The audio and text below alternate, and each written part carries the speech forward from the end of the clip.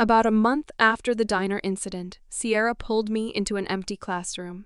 She looks around to make sure we are alone. Talk, or I am going to Delta Kyle and Luna Ava. They clearly know more than the rest of us. I saw the marks on your back and you have more and more bruises all the time. You can't tell me it's just from training. You don't take that many bad hits. You're too fast for that. You walk around this school like a paranoid, nervous kitten, which you are not. So start talking, or I will go to someone who will give me answers. She actually looked angry, and I know her threat is not an empty one. I huff, knowing there's no way out of this. But I have to make her understand that she can't step in. It just gets worse when people do. Fine. I will tell you what you need to know, and that is all. First, you need to understand that what is going on is actually a controlled version of the situation. She actually snorts at me, but doesn't interrupt. No, we cannot go to anyone. No adults, no teachers, and I will not explain why. I looked around the room. I am convinced listening devices or cameras are planted. There is one student who wants control of the school, and for the most part, has it. I have gotten in the way on more than one occasion, and I am a problem to be handled. This person has converted several people to that line of thinking. They clearly take their dislike out on me physically, but better me than any of our younger students who used to be the main focus. I have made myself the target, on purpose. This is my choice, and it is not so bad that I can't handle it. I rush all of this out in a whisper, just loud enough for her to hear me. What about the guys? They would be pissed if they knew what was going on. You have become one of their favorite people, and, in case you haven't noticed, they are a little on the protective side. It's actually kind of weird to watch you with them from the outside. They each show their protective streak in a different way, but it's there and unmistakable. They would rip someone's arms off for laying a hand on you. She at least caught on to the whispering, but her voice was rising in a sort of panic. No. Do not tell them anything. They know bullying happens in the school. It has for years, and they have never done anything to help control it. But it's not just anyone getting hurt, it's why are you getting hurt? They would lose their minds. Why does the fact that it is happening to me make the situation different? I can feel my temper rising. I am not more important than anyone else. Anyone getting bullied is a problem. Not just me because I'm the beta's little sister and friends with the rest of the guys. That is absolute bullshit. I take a few deep breaths to calm myself. Sierra goes to argue some more, but I hold up my hand to stop her. Besides, I will not look like a weakling that has to run to her big, strong guy friends to protect her. No, absolutely not. And trust me, that friendship hasn't gone unnoticed, and is a current problem. I received a couple more love taps and a reminder to keep my distance very recently. Say nothing to them. I am trying to figure out how to make it stop, without putting anyone else in the crosshairs of my bully. But right now, I have nothing and no one else could handle the level of brutality they dish out. Sierra says, looking at me like it's a big decision. I don't break eye contact, though. She's not going to win this argument. I was dealing with this long before she got here. Fine, I will keep this quiet for now, but on one condition. What? I know I'm going to regret this, but it feels good to be able to tell someone other than Delta Kyle. I give him even less details. I thought his wolf was going to force itself out when I confided in him the first time he noticed whiplashes on my back. His reaction was on par with what I think my brother's, and possibly the rest of the guys' reactions would be. I want to know every time it happens. Wait, what? No way. Didn't I just say I wasn't running to anyone for help? Not for help. You don't have to give me details. I want to know so I can help you heal quickly. You won't let anyone step in, but you at least let Delta Kyle give you stuff to treat the really bad injuries. Let me be a part of that, but I want to know immediately. The first time I see a new cut or bruise or whatever, and you haven't told me, I'm going to the guys. My eyes widened in shock. You wouldn't? I would. Starting with your brother. She crosses her arms and stands to her full 5'7" height, daring me to object. I roll my eyes. She knows I'm caught now. I can't do anything but accept. If I don't, she'll just go to the guys anyway. Fine, I grumble out. Fine, what? She raises her eyebrows, not wavering from her demanding stance. Fine. I will tell you any time bullying happens so you can help me heal. Great, she chirps, her mood changing instantly, and wraps me in a tight hug. I sort of understand why you are doing this, but you really don't have to be alone, okay? And we need to get the guys on board with opening their minds and observation skills. They really do suck at noticing things happening right under their noses. I just nod and let her hold me while I force the tears down. I will not cry here, not at school, not when anyone could be watching. They will not get to me. I only have a little bit more time here, and then hopefully we can all grow up. This is how the rest of my freshman year goes. The winter was brutal, but kept to the same training schedule I always did, no matter the weather or how much my friends complained. Sierra, finally, convinces me that it is okay to let the guys in a little bit as friends, but I keep it to training and school as much as possible.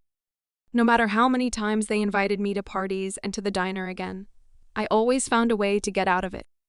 I may be a little crazy for allowing the bullying to continue, but I'm not Suickdale. I am not trying to earn jealousy punishments too. Other girls give me dirty looks when I am with the guys. They just don't go to the extremes that Callie and he friends do. As the school year goes on, more and more rumors start flying about Kaylee being the next Luna, and no matter what Cam and Coda say or do to squash them, the rumors just keep coming. I'm sure most of it has to do with Kaylee cornering one or both of the twins at every possible chance in and out of school, with hands all over them. Social media pictures have started popping up too. From what the guys say, the alpha isn't going to do anything right now since everyone is underage, and it's harmless teenagers practicing marking their territory. She also shoots any girl who looks their way a death glare, giving the universal girl sign for back the F up off my men. I don't know how much of her crazy behavior the guys see though. She can turn it on and off like a switch.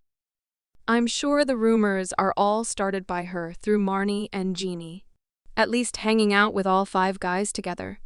She couldn't really accuse me of going after the ones she wants, and what is she going to say about me hanging out with my brother? We are less than a year apart in age, making us almost as close as Cam and Coda. I was true to my word and went to Sierra every time an injury happened. She did a decent job of holding in her anger and never asked me questions, but she was right. I wasn't alone in her knowledge of healing solutions. Powders and creams was seemingly endless. I recovered in no time with her help, and my wolf didn't have to work so hard to help me heal, allowing me to get stronger. I was also becoming more comfortable in the crazy-ass clothing she's trying to get me into. I'm no longer allowed to wear all baggy long clothing that allows me to hide. According to her, I have to show off the figure I have earned with all my overtraining. Crap really hits the fan in the spring when our annual mating ball happens. It was originally designed for any wolves who are 18 or older, who are unmated, to try and find their mate if they are in the pack. We can't find our mate until the first full moon following our 18th birthday. So if your mate is older or younger, you just have to wait to find out. About a decade ago or so, the school council decided that any of the high schoolers could attend the ball too. This basically took the place of our spring dance. I think it was a way for them to get out of having to host and chaperone a high school dance. But that's just me. Either way, it has become THE event of the year, and come April, was all the girls could talk about. I honestly could care less. I never had any friends to go to things like this with, and I really didn't like dressing up. I have my dad to thank for that. Anytime we had to dress up for some event, he was required to take both Matteo and I. He would have me dress a little closer to the Queen of England on a business trip than a young girl. The skirt suit felt like a straitjacket and was not comfortable in any form. So now when I hear formal, that is all I can think of. Since I wanted nothing to do with it, naturally my best friend was obsessed. Sierra had drawings upon drawings of dresses she imagined for this dance. It didn't even matter. We couldn't find our mates yet anyway.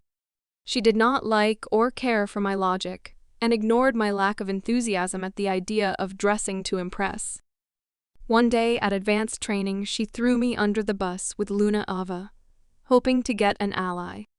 "What color do you think would look best on Sky, Luna?" All the women had been casually taking about past mating balls and regaling us with their stories. The question was innocent enough, but it shocked me, and I froze, allowing the female warrior I was sparring with to take me down. At least the alpha finally made these training sessions private. No one saw me take the distracted hit, or could eavesdrop on this conversation. She could actually get away with several colors, I think. Blue in any shade would bring out her eyes and make her hair glow. But deep jewel tones would look amazing on her skin tone. What were you thinking? Luna Ava throws over without Bez slowing her movements down. Like to conversation was a part of the sparring she was doing. I'm not sure, really. She refuses to dress shop with me and says she isn't going to the dance, leaving me all alone with these crazy boys. And we have to go. This will be my only year here. I leave this summer to go back home, and we can't miss the biggest event of the year. She air quotes the overused tagline, making a pathetic, pouty face to go right along with it. I close my eyes and take a deep breath through my nose, adjusting the shoulder that took the brunt of the hit. Luna Ava stops to look at me now. Oh, sweetheart, you have to go. You will have so much fun. We have so many things planned. I normally wouldn't push a freshman to go, but you can't miss going with your best friend, and who would keep the boys out of trouble? Her pout matches Sierra's. Let's get something straight. No one keeps the boys out of trouble. All the females on our end of the training arena laugh loudly. And I don't really see the point in prancing around in uncomfortable clothes and shoes like a slave for auction when I can't even sense my mate, therefore getting nothing out of the torture. Luna Ava and the other females just laugh again. They know I'm not wrong. But at the same time, I'm wavering. They are right too. I can't miss Sierra's only dance here in the pack. I can't believe I am considering this. I rub my temples with my fingertips. It's not all bad, and depending on the dress, there are some remarkably comfortable undergarments that help you feel like you're wearing regular clothes. How do you think I got through all the formal events with the alpha? If you don't want to buy a new dress, I'm sure I or any of the ladies here have several things you could look at, and we can have them altered. We could always do a dress day at the pack house. It would be so much fun. She claps her hands and is getting far too excited. I can see the wheels turning. Oh, goddess help me. Fine, I'll go.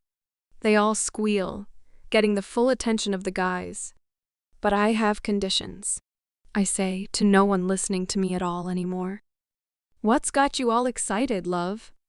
Alpha Lucas walks up and asks, wrapping an arm around Luna Ava and kissing her softly on the cheek. He can't seem to not touch her when he is within 10 feet. It's really cute. We just talked Skylar into going to the mating ball, she said happily, as I winced and shielded my eyes, trying to hide as best I could from watching eyes. Waiting for someone to make fun of me. Wait, you weren't planning on going? Oliver asks, taking his usual defensive stance, crossing his massive tattooed arms over his chest. Why would he care if I go? He's got Marnie to entertain him anyway. There's no way I'm going to be able to hang out with the guys much with the Barbie trio around. No. Where have you been the last couple weeks? I hate all of this dress-up stuff, and I'm not old enough to find my mate, so it's kind of pointless. But it's Sierra's one and only time to go. I can't miss it. according to her and the Luna, dripping my last words with sarcasm just for her. We have to go shopping this weekend. Sierra claps her hands, like the Luna, skipping right over my last comment. We are totally joining you, you know, for professional opinions. Sam adds, stepping comfortably close behind Sierra and trying to wrap his sweaty arms around her shoulders. She squeals and jumps out of his grasp. Gross. You are exceptionally nasty today. Go shower before you touch me. She wipes her shoulders off with her own towel, scowling at him as we laugh. You just want to watch me make a fool of myself trying on stupid dresses. I roll my eyes at him and laugh at my friend. It will actually be a nice change from your usual choice of baggy and comfortable or workout clothes. He laughs and jumps out of the way as I aim a swift kick to his butt. It will be interesting to see what you're hiding. I'm sure you're fit enough to make all the girls jealous. He wiggles his eyebrows at me. I take a deep breath, fighting the heat in my cheeks. Fine, you can come, but you are buying me food. I snap back, missing another kick as he dodges around my brother to hide from me. Deal, little bit. He stays behind my brother, intelligently anticipating another attack from my foot. But he reaches around Mateo to shake on it, and then he's looking at me funny. What? I ask, questioning if I really want to know. I was just wondering if they made dresses in hobbit sizes. He laughs along with everyone else and takes off as I chase him across the field. I easily caught up to him and jumped on his back. He jogs back to the group like, I'm not even there, both of us laughing. Hey, Sam, let me help you out. You have a tiny little something on your back. Oliver chimes in and lifts me off Sam by my armpits and holds me out away from his body, like someone who's never held a baby before. His large hands have a firm grip on my ribcage, and I am painfully aware of how close he is to touching my boobs with his massive hands, and I'm not sure what to think about that. My feet dangling off the ground put me down a shoal. I kicked my legs backward, trying to divert my embarrassment, earning more chuckles from everyone since it did absolutely nothing. Let me help you with your baggage. I'm still squirming as Dakota grabs me bridal style. At least I feel less like a little kid now. I wrap my arms around his neck naturally to try and hold some of my own weight. My brain kicks in at how close I am to him, and I feel embarrassed all over again. Before my cheeks can even flame up, Cam steps up to us. That's not how you carry her properly. Cameron quickly scoops me up with one arm and throws me over his shoulder. I squeal and then laugh at the abrupt change in direction. His hand rests just above my knees, in between my legs. He gives me a playful squeeze while all the guys continue to laugh. Is she the new toy you're all trying to play with now? Sierra laughs at them and smacks my butt while I'm in a compromising position and can't do anything to stop her. The smack was hard enough that I could feel my butt wiggle with the impact, and I let out a little squeak. Ow, that's going to leave a handprint on my ass. I shout at her, trying to reach back and rub the sore spot. Her and I are still laughing, and I'm trying to look around Cam's back to see where she went, when Cam puts me down slowly. And Sierra and I realize they are no longer laughing. We have to run. See you guys at training tomorrow morning, Oliver says, a little strained, before they all take off. Sam looks amused. Mateo angry, and Oliver, Cam, and Coda are, I don't know, uncomfortable and blushing, maybe. Weird. What the hell was that all about? I ask, watching the guys leave the large training grounds like they couldn't move fast enough. You're kidding, right? Sierra asks, hands on her hips. I just stare blankly at her. Even for them, that was weird, but she is looking at me, eyebrows raised, like I missed a punchline.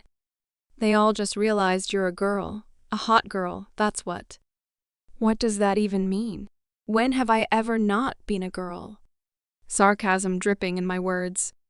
I have my suspicions, but let's just wait until we shop this weekend. You know they are all going to come to give opinions since you don't normally dress up, And your brother is probably going to try and smack at least one of them for making inappropriately accurate comments. No way, my brother would never fight any of them. They all make inappropriate comments all the time. Why would shopping make it any different? Wanna bet? You sound like Oliver and Sam. I laugh. But sure, I think you're effing crazy. There is nothing different about me now versus this morning, or in training gear versus a dress. And they are not all going to want to dress shop with us. That would be torture. I know it will be for me. Sam is just coming to hang out with you and give me a hard time about being awkward as hell. Well, you sound like all of them with your new colorful language. And if they all show up, and if your brother argues with any of them, you owe me lunch at a place of my choosing. She laughs at me, flipping her still sweaty dark hair. Deal. What is it with me and making deals with everyone? I shake my head and laugh as we start to make our way out of the arena too. It's just the two of us now. I'm not sure when the adults left, but it must have been before the guys took off randomly. Another product of hanging out with very competitive and idiotic guy friends. She stops and looks around the parking lot. Those jackasses left us. Man, you really messed them up. They must be scared of you now. She laughs as we both start walking towards our street. I just roll my eyes.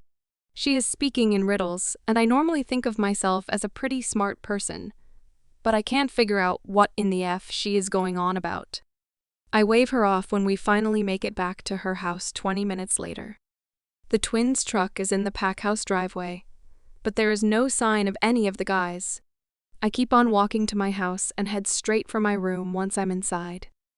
The silence used to comfort me. It let me know I was safe and no one was around to find something to correct or criticize. But now that I have been spending so much time with such loud people, it's almost suffocating. I can hear soft music from my brother's room, letting me know he's home. I would love to talk to him about what Sierra was saying.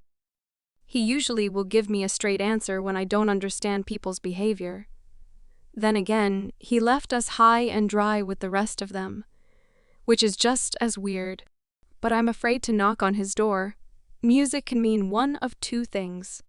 He's doing homework or a girl. I really don't want to interrupt in case it's a girl. My brother doing the horizontal tango is not something I want to imagine, let alone get a live picture of.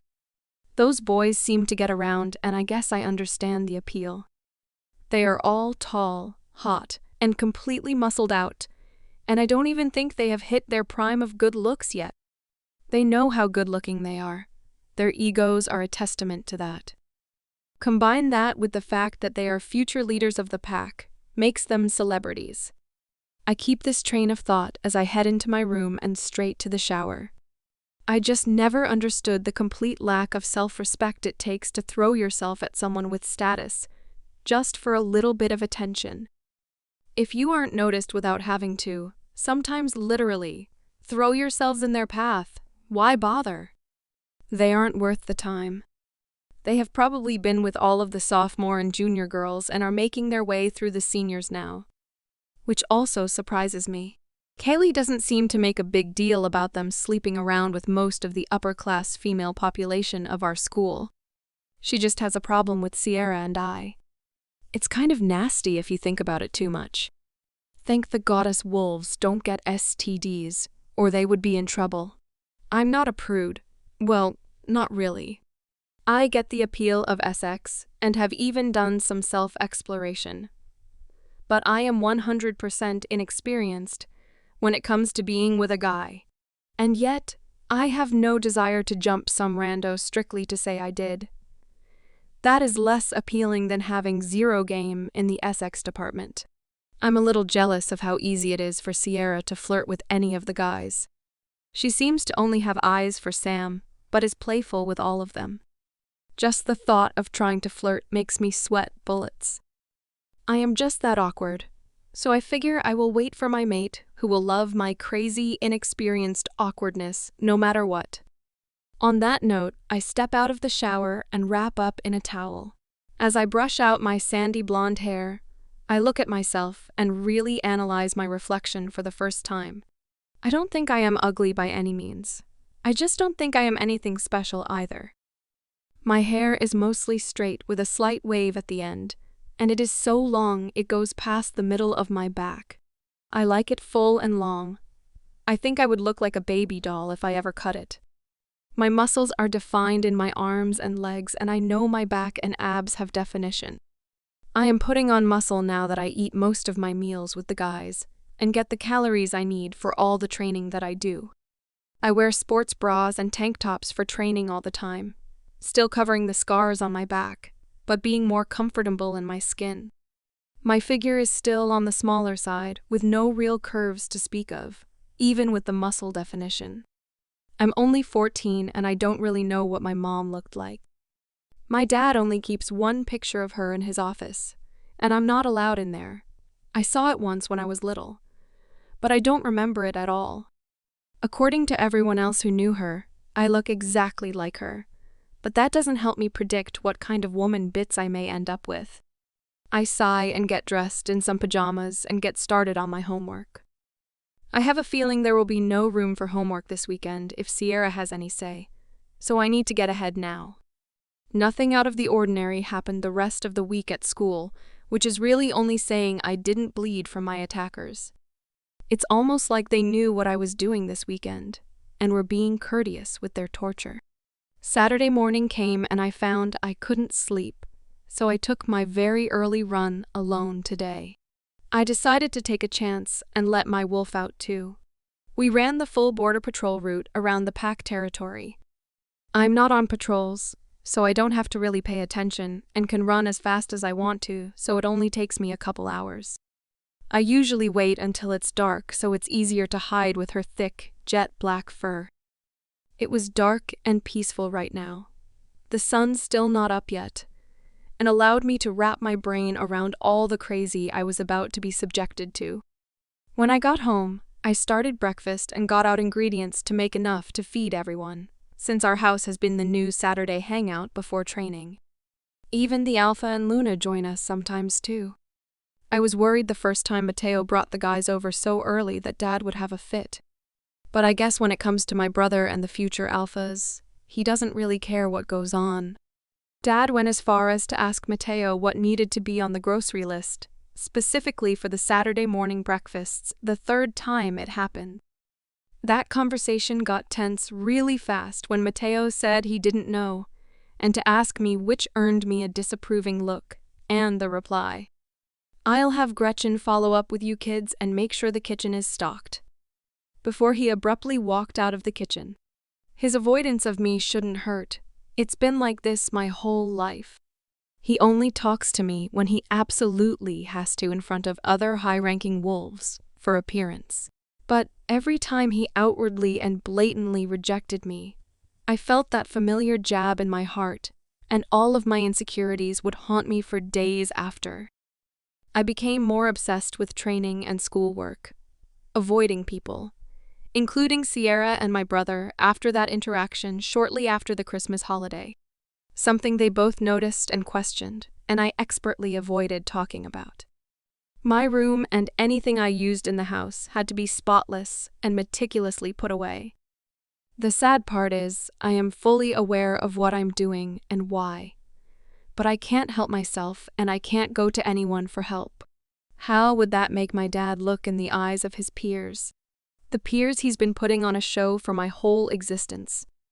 Ruining his reputation would make the emotional hell I have been going through completely worthless, and I don't need to feel any more like an unwanted problem. And as much as I should be mad at him or hate him, I just can't bring myself to make him look bad, hoping one day he will wake up and notice all the hard work and effort I put in to please him, to make him happy, proud of me. As long as there is that scrap of a chance, I will hold on to that hope.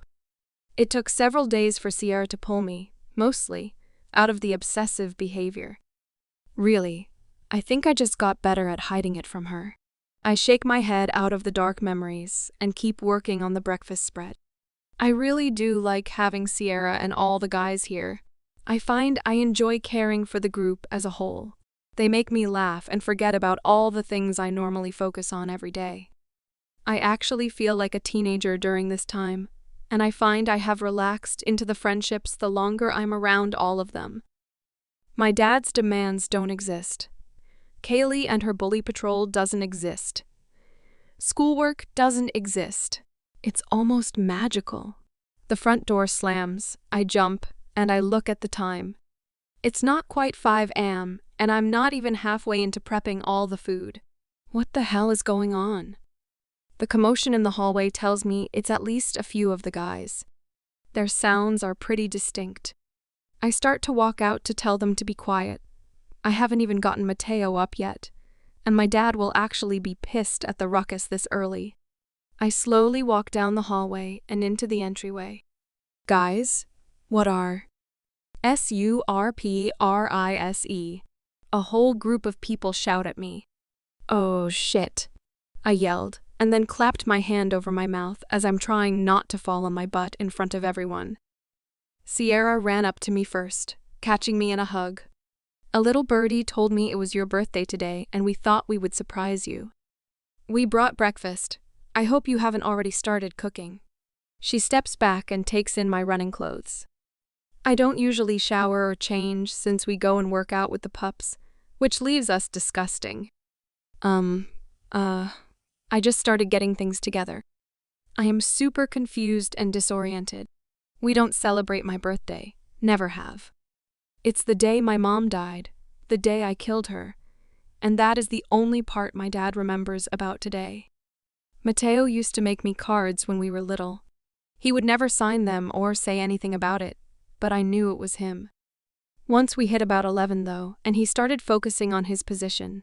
Those stopped. Come on in. We can set it up on the island. I led the group down the hall and stood off to the side, watching the parade come into the kitchen. Mateo comes strolling in with the rest of the guys. He was a part of this?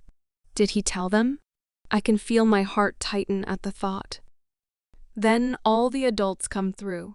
Alpha Lucas and Luna Ava have 2 large platters of fruit and pastries. Cam and Dakota are each carrying a tray of food. Gamma Brett follows Oliver in with a very large pan that is steaming.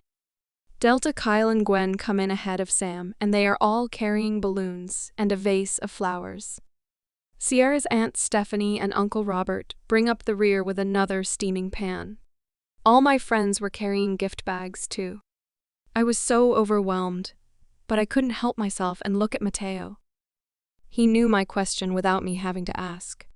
He just shook his head once, almost imperceptibly. I couldn't help the wave of sadness that rolled over me, and I felt my heart break. I closed my eyes and took a deep breath. I was not going to let his absence detract from this amazing thing my friends and their families did for me. They can't have any idea what this means to me. The first birthday I will celebrate outside of my bedroom and with other people is my 15th birthday. Even my nanny wasn't allowed to celebrate my birthday. She always said happy birthday to me, but we couldn't do more than that. She tried once to bring me a cupcake, and my father punched her in front of me, then kept her away from me for a week. This will be one of the most special memories I have. But I cannot cry. I won't cry. I take another deep breath. Not happy tears, not sad tears. Today is going to be an amazing day, even if it has to include dress shopping. I come out of my daze and walk around to hug and thank everyone. Luna Ava hugs me longer than necessary, telling me she probably has a pretty good idea what this actually means to me. Like always, she lets me have my silent moment and then moves on like it was nothing, not drawing attention where I don't want it. She has always just understood me without explanation. What about training? I suddenly ask, looking at Delta Kyle and noticing the time. Panic washed through me at the thought of the pups running amok by themselves. We canceled it today and told the pups you were not allowed to work out with anyone today on pain of having to play capture the flag against you solo, after completing your entire personal daily workout. I can guarantee none of them are going to even look in your direction today. Delta Kyle laughs, along with everyone else. I don't know if I should be offended or smug. I guess it's good I already went for my run today then. Geez. They all just laugh again. Luna Ava helps me get dishes out and stack them on the island, and we all dig in. The food is amazing. Along with all of the fruit and pastries, the hot dishes had eggs, sausages, and fried potatoes. We go through most of it. These boys can put down some food. Sierra and I eat almost as much as the guys do, and Delta Kyle is quick to mention it. I like that you girls eat a healthy amount. I am always worried about some of the girls who don't eat enough, getting hurt at training. They are worried about gaining weight, but it's really hard to do even if they train the bare minimum. That launched a whole load of conversations about girls and eating and picky eaters. This then launched a competition of the worst dinner dates. These boys spent far too much time on high-maintenance girls from the sounds of it. But who am I to judge? Until I met Sierra, I did the exact opposite and avoided people like it was my job. I'm standing at the center of the island, Cam, Coda, and Mateo to my left. Oliver, Sierra, and Sam to my right, and their respective adults across from them. It was kind of a neat image. Previous and future generation of leaders all at the table. The beta is the only person missing. It makes me sad for a moment, not for myself, but for Mateo. Because of me, my dad refuses to share this moment with him. Okay, you have to open your presents. Sierra sings at me from the end of the island. What? Now? I thought I would just open them later. We are all having fun just hanging out and I really need to go shower. I probably smell. You smell fine to me. Chorused from all of the boys except my brother, who looked at his friends with his eyebrows smashed together and letting out a little growl. What? Asked Oliver, looking around. She smells fine, like the forest. He shrugs. I assume that's where she was running this morning. Yeah, Tiny, you smell good. Just open your presents. Cam smiles at me. The look that Luna Ava gave Alpha Lucas did not go unnoticed by me. What is going on? Naturally breaking the tension, Sam shoved a bag in my face. These should help little bit. His Cheshire cat smile made me a bit nervous to open this in front of the adults for some reason. Should I be afraid? I opened the bag slowly. It was heavy. When I got through the tissue paper, I found a pair of black platform Converse high tops. Ah, thank you. I was actually expecting something to embarrass me. Nope, but now you will at least be taller than our elbows. He laughs with everyone else, me included. Cam and Coda got me black skinny jeans with a few tears in them to look worn, but not trashy, and a black belt with metallic thread woven into it. Oliver got me a cornflower blue cropped peasant top that goes off the shoulder and has puffy long sleeves. Mateo got me a delicate white gold chain with a crescent moon pendant that had 2 little stars on the end.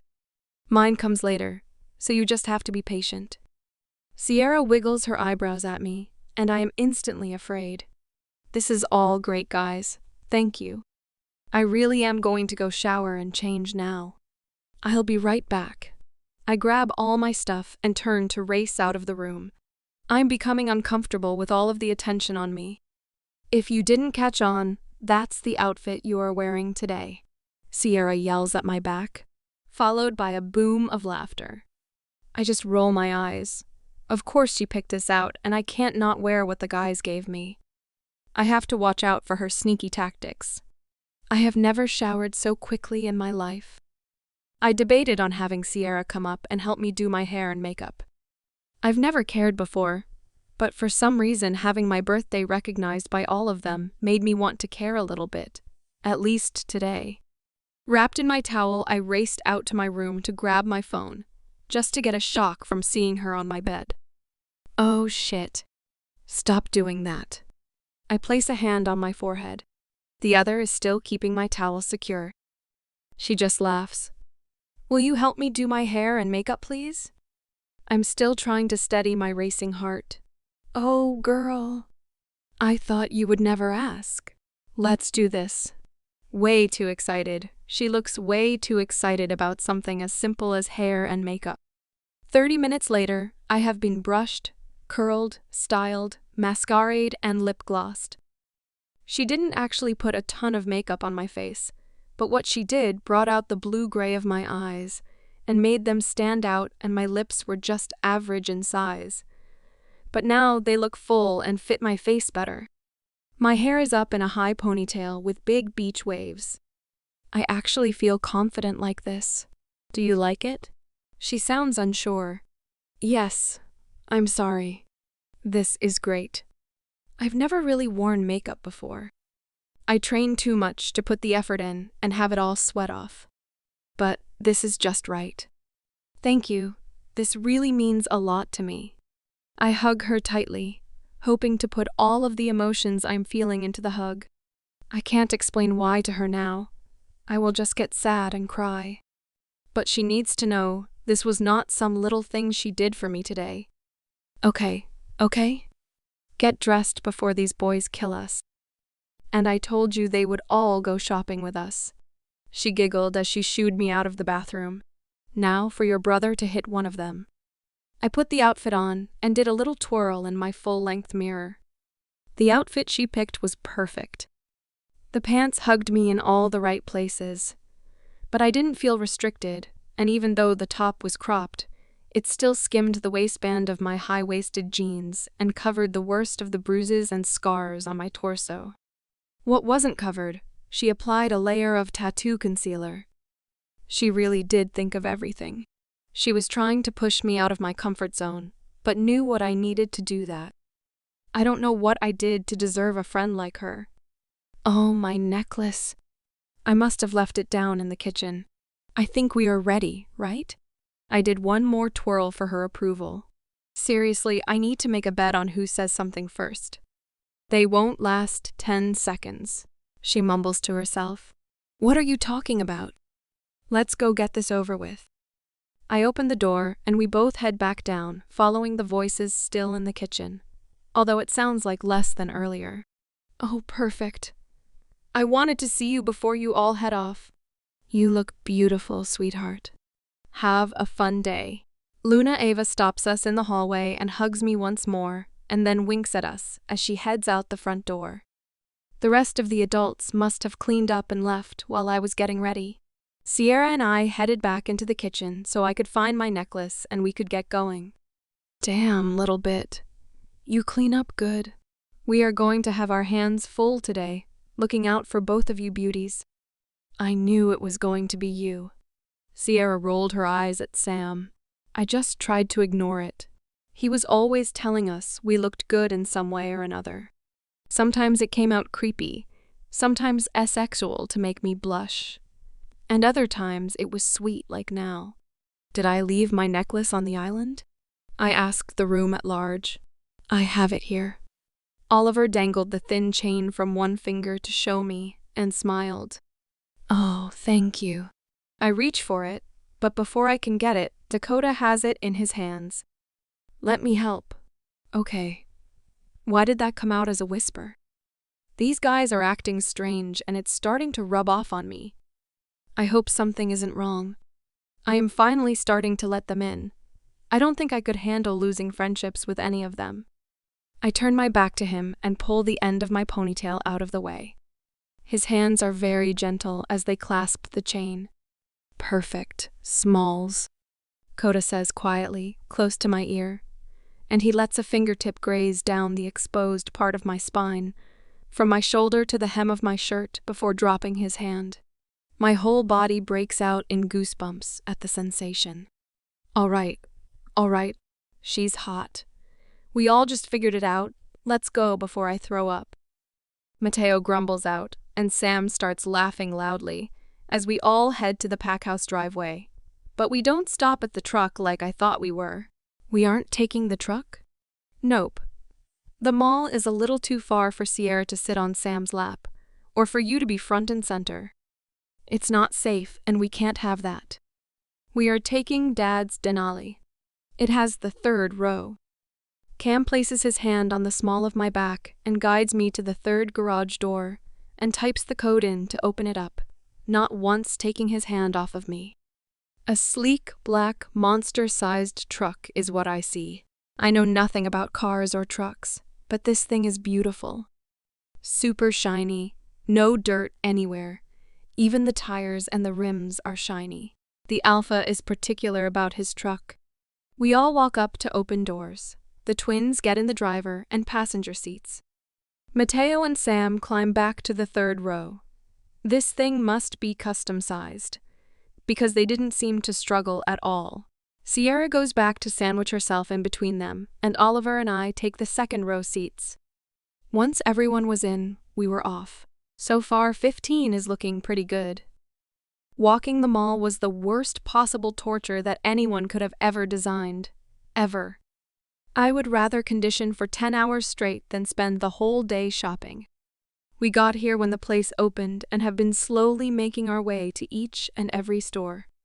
I will admit, though, Sierra has good taste. I now have several outfits that fit me better and really make me feel good, without pushing too far out of my comfort zone. We stopped at a couple places where the guys insisted on buying me little things. I did have to stop them when we got to the lingerie store. I was not modeling anything for Sierra, let alone the guys. Mateo quickly seconded my opinion and ushered us away. My feet were killing me and I was dying to go outside. The stuffy mall air and fluorescent lights made me feel kind of claustrophobic. I don't know what Mateo told them about my birthday, but it feels like he is personally trying to make up for the last 15 years all in one shot. I discovered quickly that I had to watch what I showed interest in. If he thought for even a second I liked something, he would ask if I wanted him to buy it for me. I was actually worried our father was going to be mad at him for spending unnecessary money on me. He actually found a little kiosk that sold customizable bracelets. He found one that had several layered straps, some leather, some chain links, some thread. He chose one with black leather and stainless steel, and paired it with a tiny charm that the lady engraved with cis. Not to be outdone, Cam chose one that had sea glass green leather, like his eyes. His charm said tiny. Coda's was sky blue, his charm saying smalls. Oliver's was orange, which I thought was odd at first, because he always just seems to be in varying shades of black like a biker. But the more I thought about it, when he does wear a color, it is orange, like construction worker neon. His charm says, bite size. Sam makes a big show of choosing his. But by this point, I have figured out they are all choosing their favorite color and adding the nickname they gave me.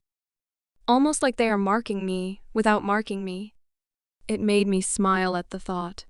He brought me the red leather bracelet and dropped to one knee, holding his hands out in front of him, displaying the bracelet in his upturned palms.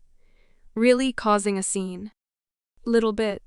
Will you accept this humble gift and wear my friendship bracelet forever and ever? I think he was going for Romeo, but he's not subtle enough for that. I just laughed and replied, I would love to, good sir. With a curtsy for added effect, and held out my wrist to him. He jumped up and squealed like a girl, clapping his hands before finally placing it on my wrist. Show off, I heard someone grumble behind me, making all of us laugh. You're just jealous, you didn't think of it, Sam responds. Then Sierra walked up.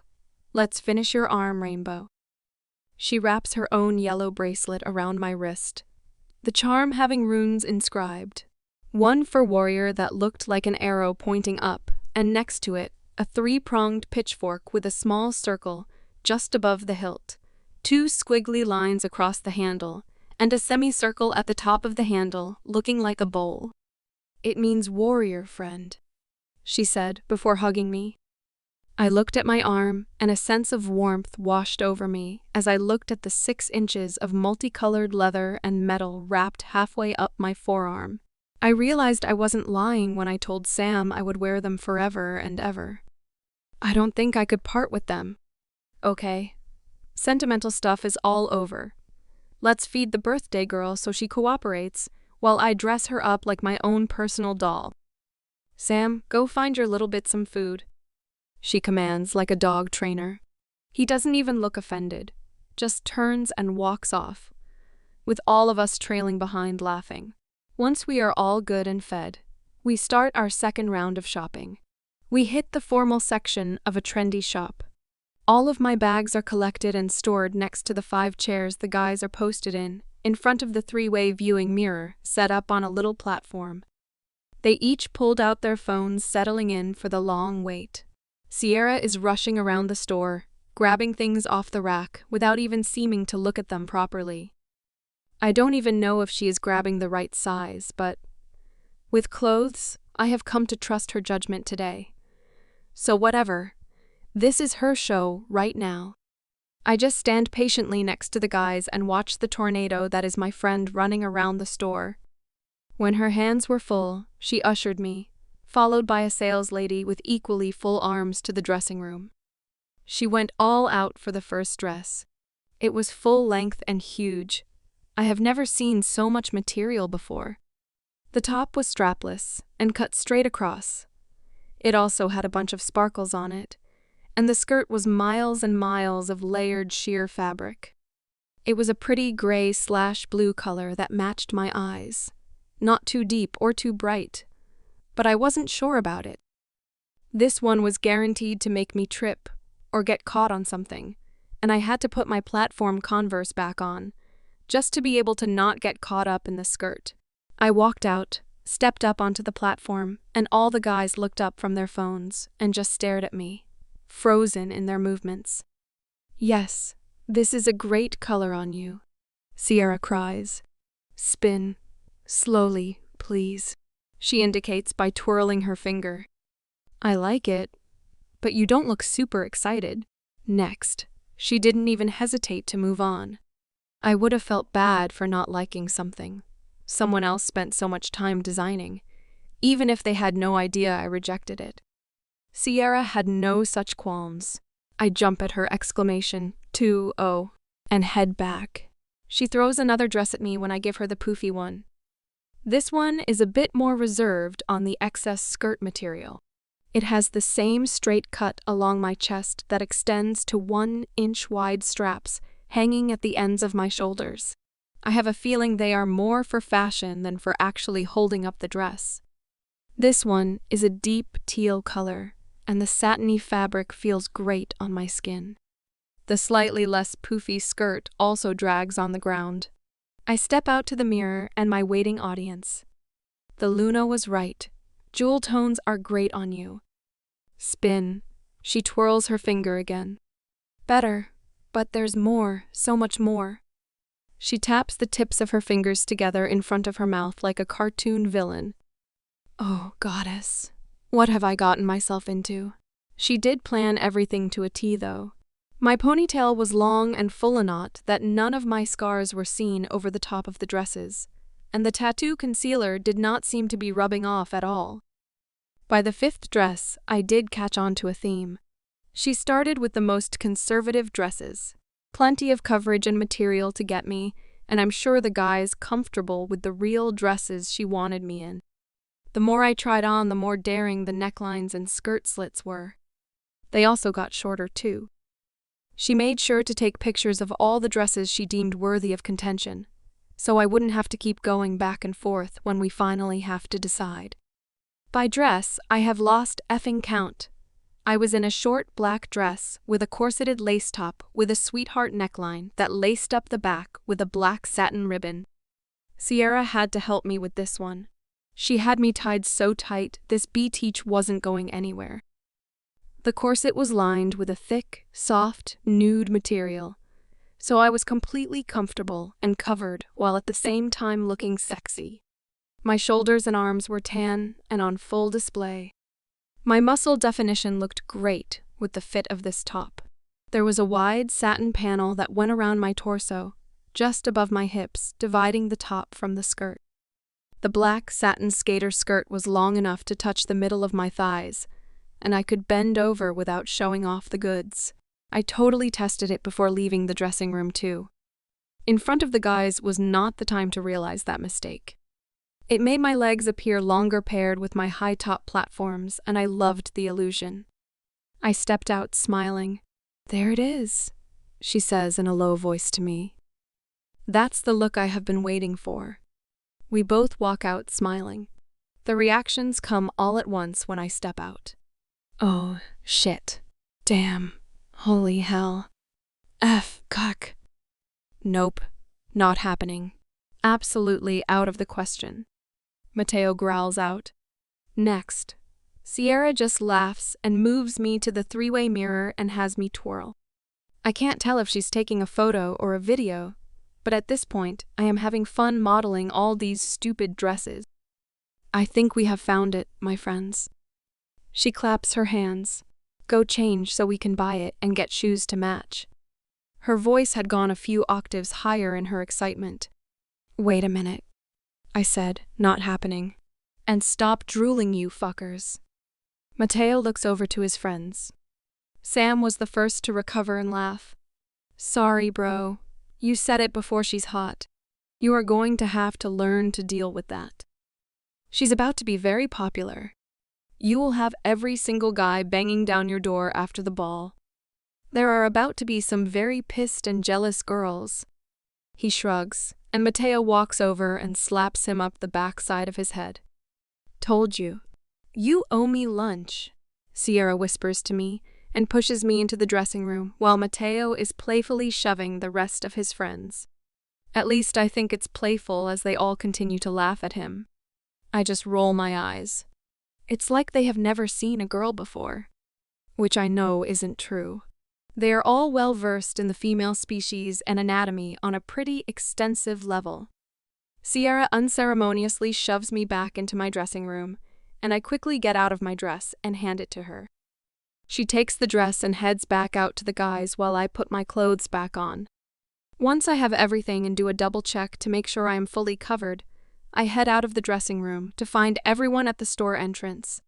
"Where's the dress?" "I need to go check out," I ask Sierra. "It's all done. Happy birthday, Skylar." She hands the bags she's holding to Sam. One was a garment bag, with this store's logo on it, and hugs me. "Now let's go get some sexy shoes to go with that sexy dress." She made a pointed look at my brother before hooking her arm in mine and dragging me away. We started walking toward a massive shoe store. But before we could get too far, our little bubble was broken by a high-pitched screech. "BES. What are you doing here? I thought you hated the mall. You never want to come shopping with me." Kaylee's voice echoes across the large expanse of the stone mall hallways. Many people stopped to stare at her frantically, and not super gracefully, walking toward us in her dangerously high heels. I was kind of afraid of her hot pink tube skirt snapping off if she took too big of steps. The twins were in the middle of our group, so she had to push past Oliver, Sam, and Mateo to get to them. They didn't willingly get out of her way either. "Move, you big F fuckers." She didn't bother to keep her voice down with the insult. She has been getting more bold with her distaste of people in front of the twins. Their facial expressions were amazing at how she dared to talk to them and attempted to shove them out of her way, eyes locked on the twins. The look, a cross between outrage and annoyance, at being ordered around and then ignored by this plastic Barbie. "You should have called me. I totally would have come with you instead of them." She rolled her eyes and hooked her thumb over her shoulder at her friends, who looked like they were struggling to manage all the bags they had in hand with the teeny, form-fitting outfits and high heels that coordinated with hers. She must be using them as her pack mules. "I was going to stop by later. I got something special for the both of you." She tries for a giggle again, but it sounds forced and painful. I can't see her face, but can only imagine the psychotic smile and wide eyes she uses towards them regularly. Cam and Coda just look at each other like they were having a silent conversation about how best to navigate this situation and get rid of her without her throwing a tantrum. Sierra and I are a few feet behind the twins, and she hasn't noticed us yet. I'm afraid to move for fear of gaining her attention. That is the last thing that I want, to add fuel to her already large fire of hatred for me. "We are actually on our way out. Sorry." Coda shrugs his shoulders, the bags in his hands shuffling, and tries to turn away from her. I'm sure hoping that was enough to end the conversation.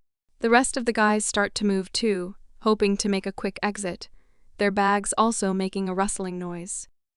The movement allows Sierra and I to just barely see her around the twins. What did you get? Anything special for a special person, maybe?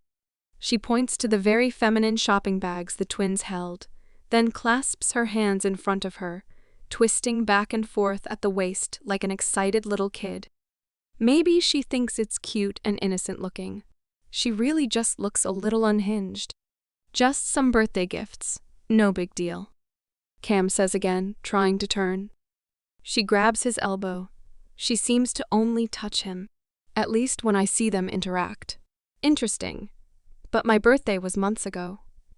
Silly, she pats his arm and reaches for Dakota. But he moves away, giving me a direct line of sight to her. She trails off, finally noticing Sierra and I behind him.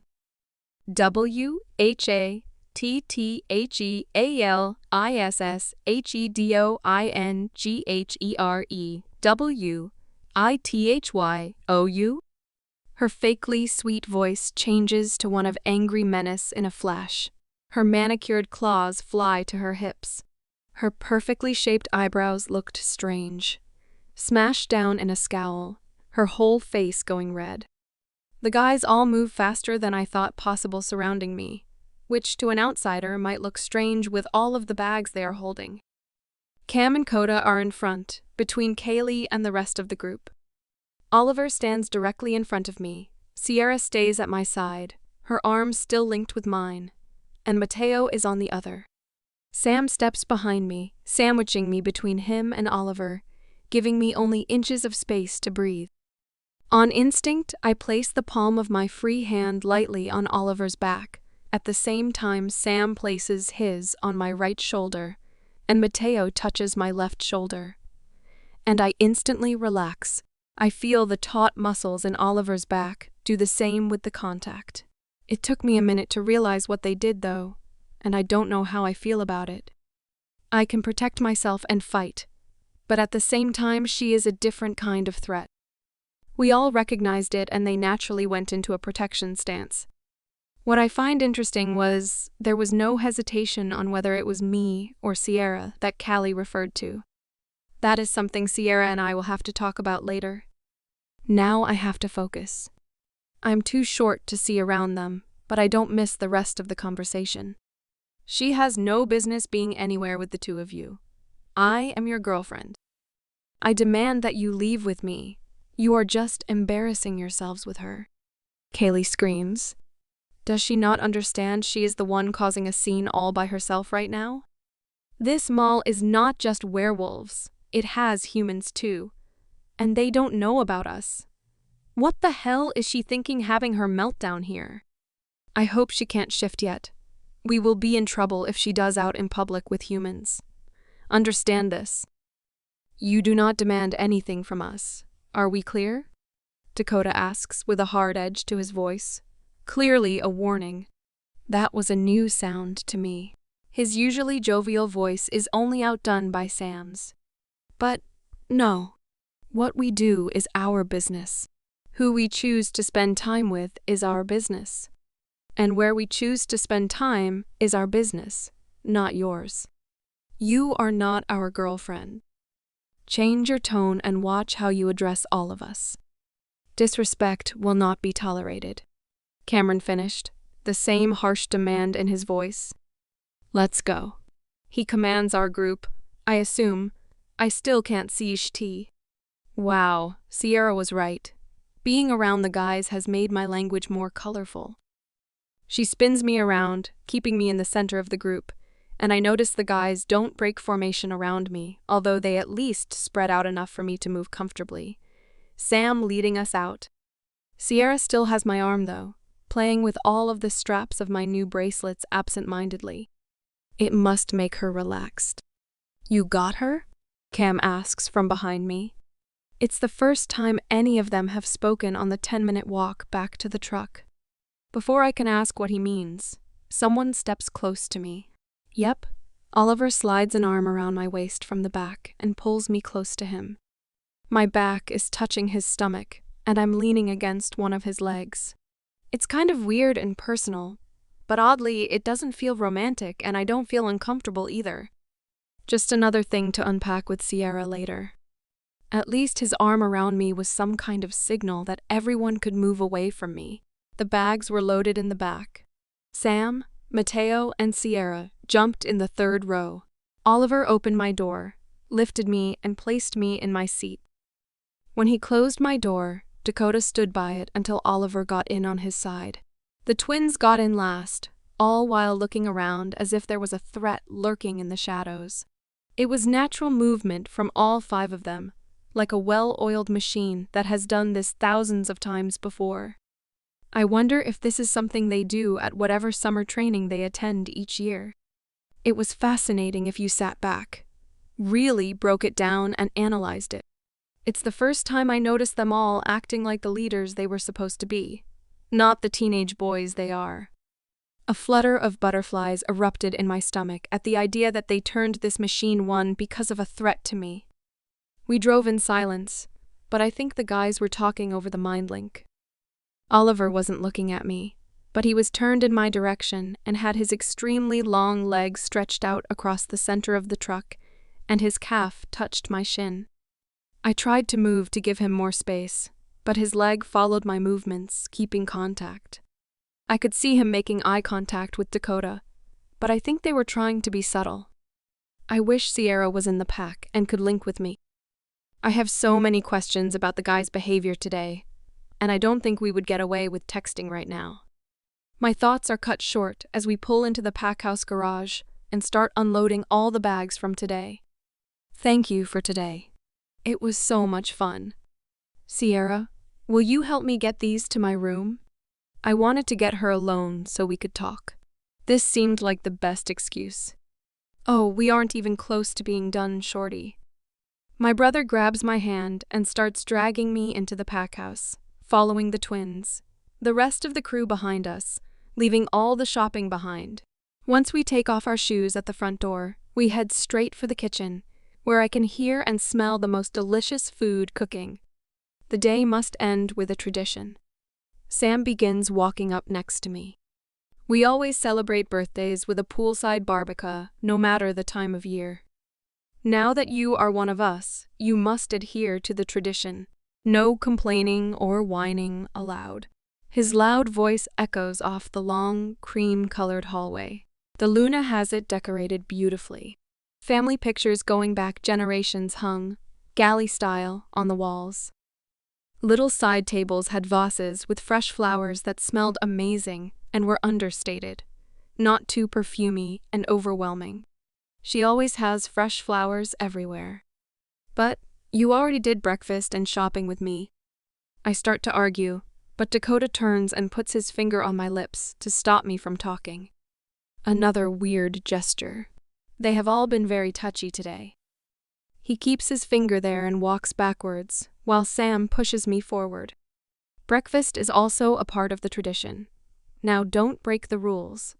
Protesting falls under the category of complaining. He smiles a devilish smile at me as he turns around, and I can't force my smile to go away. Sierra is openly laughing at me. Did you know about all of this? I waved my hand in the air, looking at her like the secret-keeping traitor I know she is. Of course. It isn't a surprise if you are told what is going to happen. She links her arm in mine again as Mateo lets me go, but Sam stays just behind me with his hand on my lower back. Come to think of it, someone had had physical contact with me since Kaylee showed up. Man, my list of needs explaining is getting dangerously long. We step into the industrial-sized, open-concept kitchen. It is all stainless steel, black countertops, and white cabinets. Very masculine compared to the rest of the house. But it is designed to be able to host large pack functions, so fashion doesn't really play a role here. Although the Luna has more vases full of flowers to tie it to the rest of the main level. The wall that attaches to the hallway we came out of is full of cabinets and storage. To the left of us is the large island that could probably sit 20 grown wolves comfortably. The dark gray and black granite countertop here was covered in platters of snacks and appetizers. The wall behind it housed 2 sets of dual-wall ovens that were separated by a 20-foot-long gas range. To the right of the hallway we exited were the industrial-sized refrigerators and more storage going around the third wall. The wall overlooking the back patio was mostly glass, and the view was amazing. The patio and pool were lit up with string lights, and just beyond that, you could see the woods as it took on the late afternoon glow. It was perfect. Come on. Cam grabs my hand this time and drags me out back. Luna, Ava, and Delta Gwen are on lounge chairs, each with a glass of wine. Alpha Lucas is manning the grill where I can smell burgers. My mouth starts to water. Delta Kyle and Gamma Brett come walking out with coolers. Underage cooler on the right, legals on the left. Gamma Brett shouts out to everyone. Seriously? Oliver looks at his dad. You aren't going to share? Nope. What you do when not in my presence is what you do. And I don't care as long as you don't do anything stupid that harms someone or makes me a grandpa before you find your mate. But in my presence, you are an underage teenager with rules that apply. We all laugh, and I think that is the first time I have seen Oliver blush. That's 3 whole emotions out of him today. I hope you like burgers, sweetheart. Alpha Lucas calls over to me as I am getting a soda out of the underage cooler. They're actually my favorite. How did you know? I walked over and gave him a kiss on the cheek. He just stared at me for a minute with a goofy smile on his face before he cleared his throat. Warriors tend to be burger fans. And from what I've heard and seen, you are one of our best. I smiled again, and I turned to walk away. Wait, are you blushing, Dad? Dakota laughs. That makes me smile a bit more, but I try to hide it. The alpha is cute when he is in dad mode. I don't know what you're talking about. If my face is red, it's due to the heat from the grill.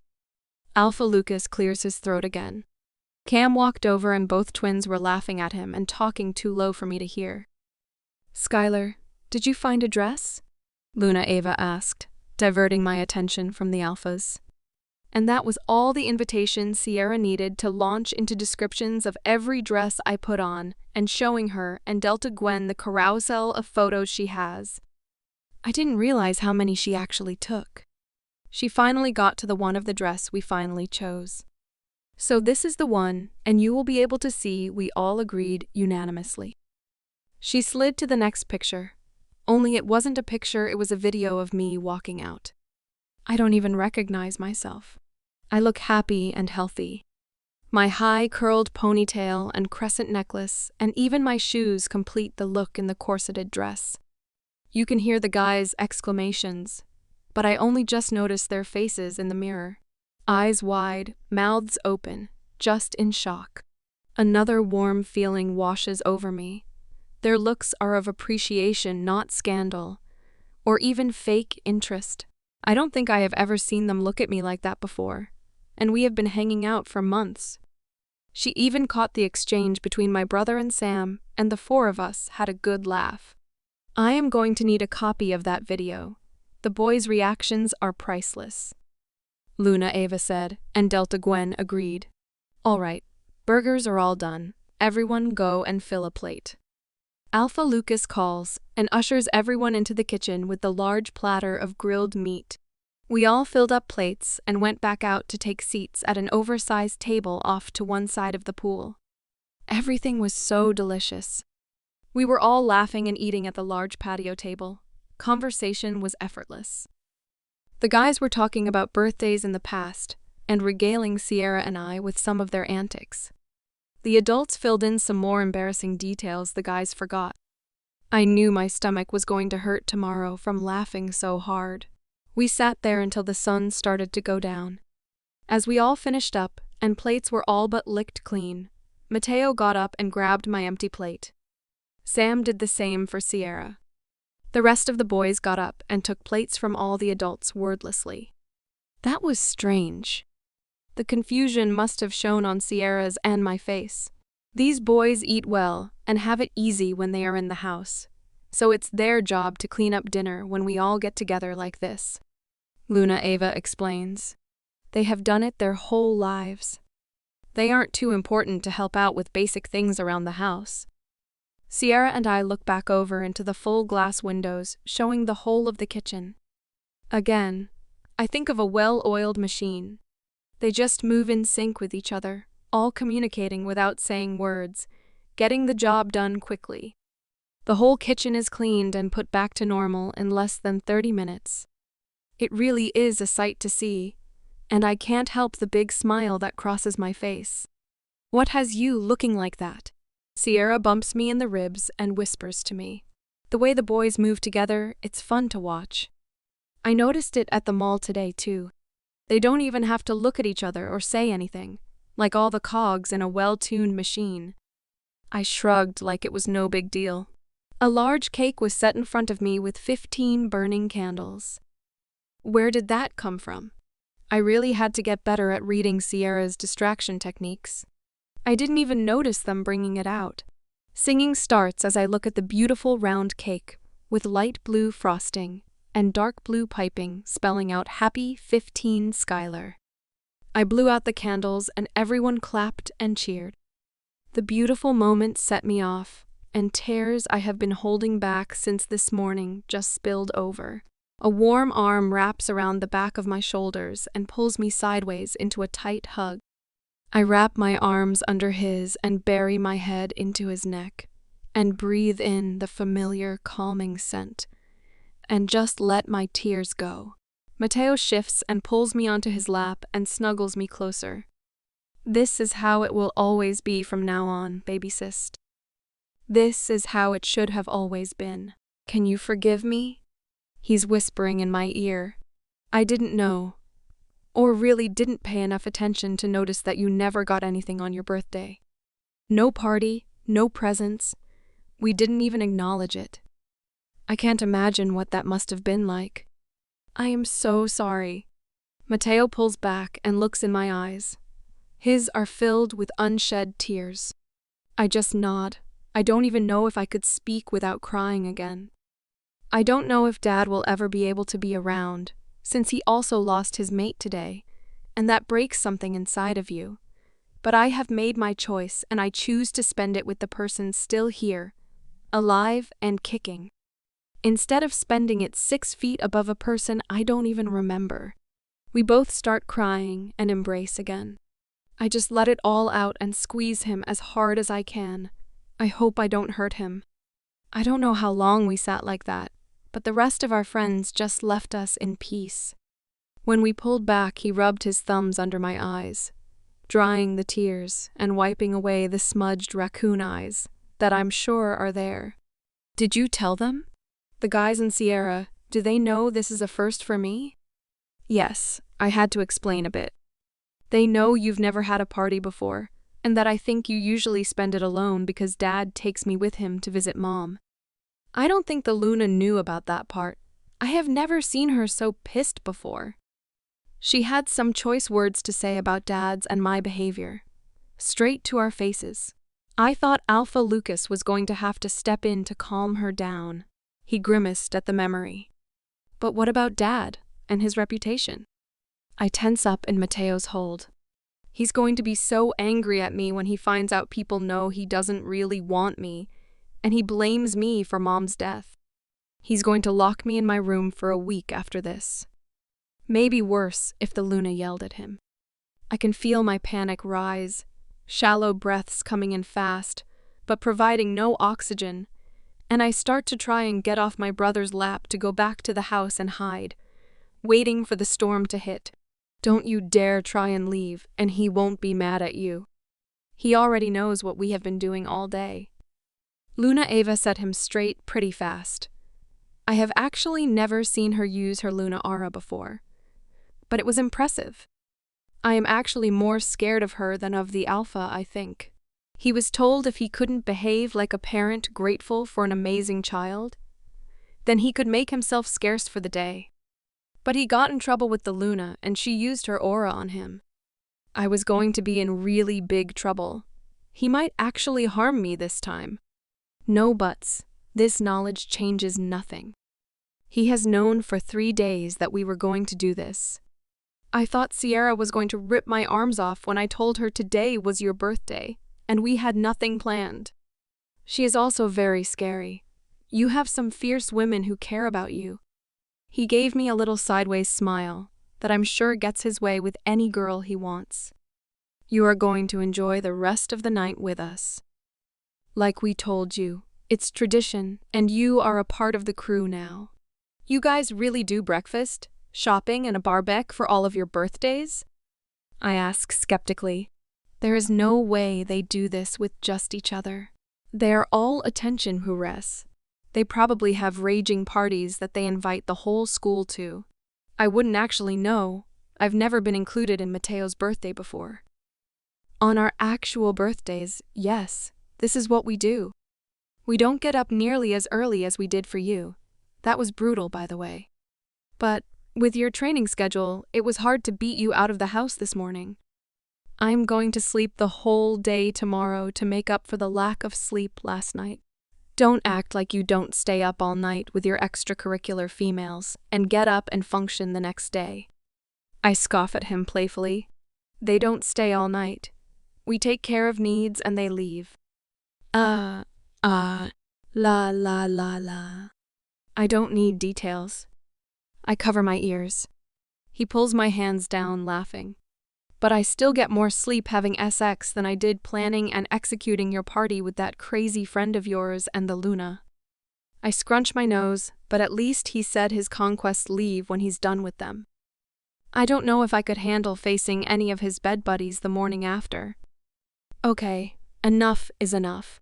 You are done with sibling bonding. He's a DAK, and he's sorry. The rest of us are stupid and didn't pay any attention to what was going on around us, and we are sorry. You, being the gracious person you are, forgive us wholeheartedly. Now eat your damn cake. I slaved for minutes choosing it at the bakery, and getting the icing to match your eyes just right. Sam saunters through the back door with the largest slice of cake I have ever seen and sets it in front of me. It's a 2-layered cake with chocolate on the bottom and vanilla on the top, and some kind of caramel in between the two. I took a small bite. It was heaven on a fork. I close my eyes and moan a little bit as the flavor explodes on my tongue. If that's all it takes, little bit, we can continue this. Don't you finish that sentence or you will be searching for missing teeth. Mateo growls out. I try to hide a laugh, but Sierra and the rest of the guys just roll their eyes and laugh along with Sam's antics as they join us. I shift to sit next to Mateo on the bench and finish my cake. The parents must have decided to leave us alone after my emotional display. So it's just Sierra, the guys and I sitting at the patio table now enjoying dessert. I can still hear the adults talking somewhere inside the house though. So, you get to pick my birthday cake every year, Sam. This was great. I laughed at his smug expression as he started to preen himself like the male peacock he is. Okay, one more tradition before the night is over, Cam says, standing up and taking his shirt off. I immediately look away, but I'm met with the rest of the guys taking off their clothes too. What the hell is going on? I am surrounded by the sexiest guys I know, who are now down to their boxer briefs. There is nowhere safe to look. I can feel my face burn with embarrassment at the idea of being caught ogling them. They don't need that ego boost, but damn it was hard to look away. They are all 16-year-old gods chiseled from head to toe. Every muscle was defined. No area receives more attention than another. Arms corded and ripped, moving with every small twist of the wrist of fingers. Biceps and shoulders taut, abs flexing as they pull the shirts over their heads, and those devilish Eve muscles dipping into their barely hanging on shorts. Oh boy, did the temperature just go up? Like what you see, Tiny? My eyes go wide at Cam, catching me staring at all of them. I have literally been rendered stupid and speechless, while also wanting the ground to swallow me whole. It's okay. You can always share too, if it would make you feel more comfortable. Sam winks at me, and I feel my face burn brighter. Knock it off, Sam. I'm serious. Mateo slaps him upside the head again. Who gets to do the honors? Except Sam. What are you talking about? I ask, standing up from my seat, looking at each of them. I stop on Sierra, trying to catch a hint of what's going on. She just shrugs. No ideas. But she's willing to go with whatever the guys are going to do to me. At least I'm not the only one in the dark. I don't feel unsafe, though, and she's probably thinking the same thing. Of all the emotions I feel around them, fear has never been on. Me! Dakota shouts. And before I know what's happening, I'm lifted up and instinctually wrap my legs around his waist and my arms around his neck, painfully aware of all the beautiful bare skin I am touching. Before I could ask again what was going on, we hit the warm water of the pool. My muscles involuntarily tighten around him as the bubbles from our plunge swirl around us. Coda swims for the surface, and as we break free, I can hear Sierra scream as I assume she is being thrown in as well. Then a torrent of splashes and noise happened around us. What was that all about? I questioned, wiping water and hair from my face. Tradition.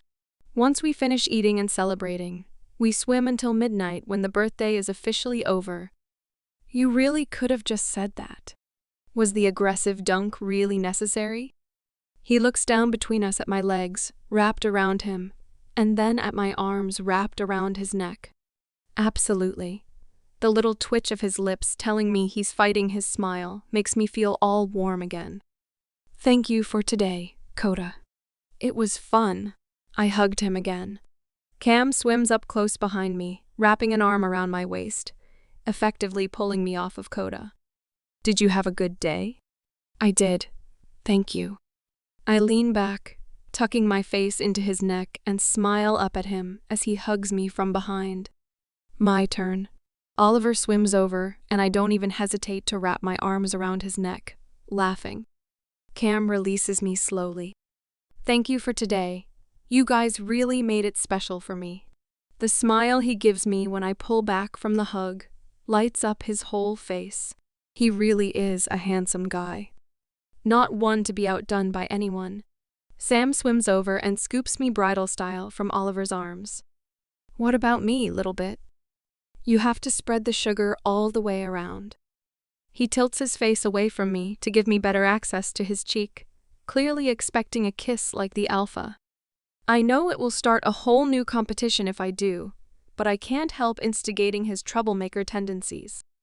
I slide a hand in his hair at the nape of his neck and place the other on his opposite cheek, and pull him to me, pressing my lips softly against his stubbly cheek. I barely touched him with my lips when he gasped. His fingers flex into my side and leg where he's holding me. Gack. Little bit. That was hot. Now I get why Alpha was blushing. His voice is low and deeper than normal, and he's not quite looking at me. Does that mean the rest of us get one too? Coda asks expectantly. I pretend to think for a moment. Of course. I wiggle out of Sam's arms and swim to his waiting arms. He grabs my waist gently, and I wrap both hands into his curly black hair and pull his cheek to my lips. Turning in his arms, I reach for Cam, doing the same, and then Oliver. I leave them all looking a little stunned and swim over to Sierra. Oh, is it my turn? She bats her eyes at me. I grab her, wrap my legs around her waist, like the guys, and kiss her slowly on both cheeks, before looking over my shoulder at them, smiling. I don't know what made me so brave all of a sudden. Maybe having friends who actually want to know me. I felt light and really happy, off the training grounds, for the first time in a long time. I think you broke them. She laughs at them all standing in a line, mouths open, not blinking, staring at us. They don't know how to handle the Skylar orgy, or the girl-on-girl action. I just cringe and try not to be embarrassed by her statement, then laugh and hug her tightly. Thank you for being here today. This means a lot. I say into her ear. Now, what are we going to do until midnight? These boys are being weird, and we need to lighten the mood. Let's see how long it takes them to join a volleyball game. She looks at me, and then over to them, finally broken from their trance, and milling about talking together at the opposite end of the pool. The pool is a beautiful large rectangle edged in large flat stones, so it resembles a natural lake rather than a modern pool. The concrete inside the pool is painted a light green with lights placed every few feet, so it looks ethereal. It's all one depth across, making pool games more fun, although it's designed for the average tall werewolf, so I can barely touch. Now, knowing these guys better, everything gets turned into a competition, so this should be easy.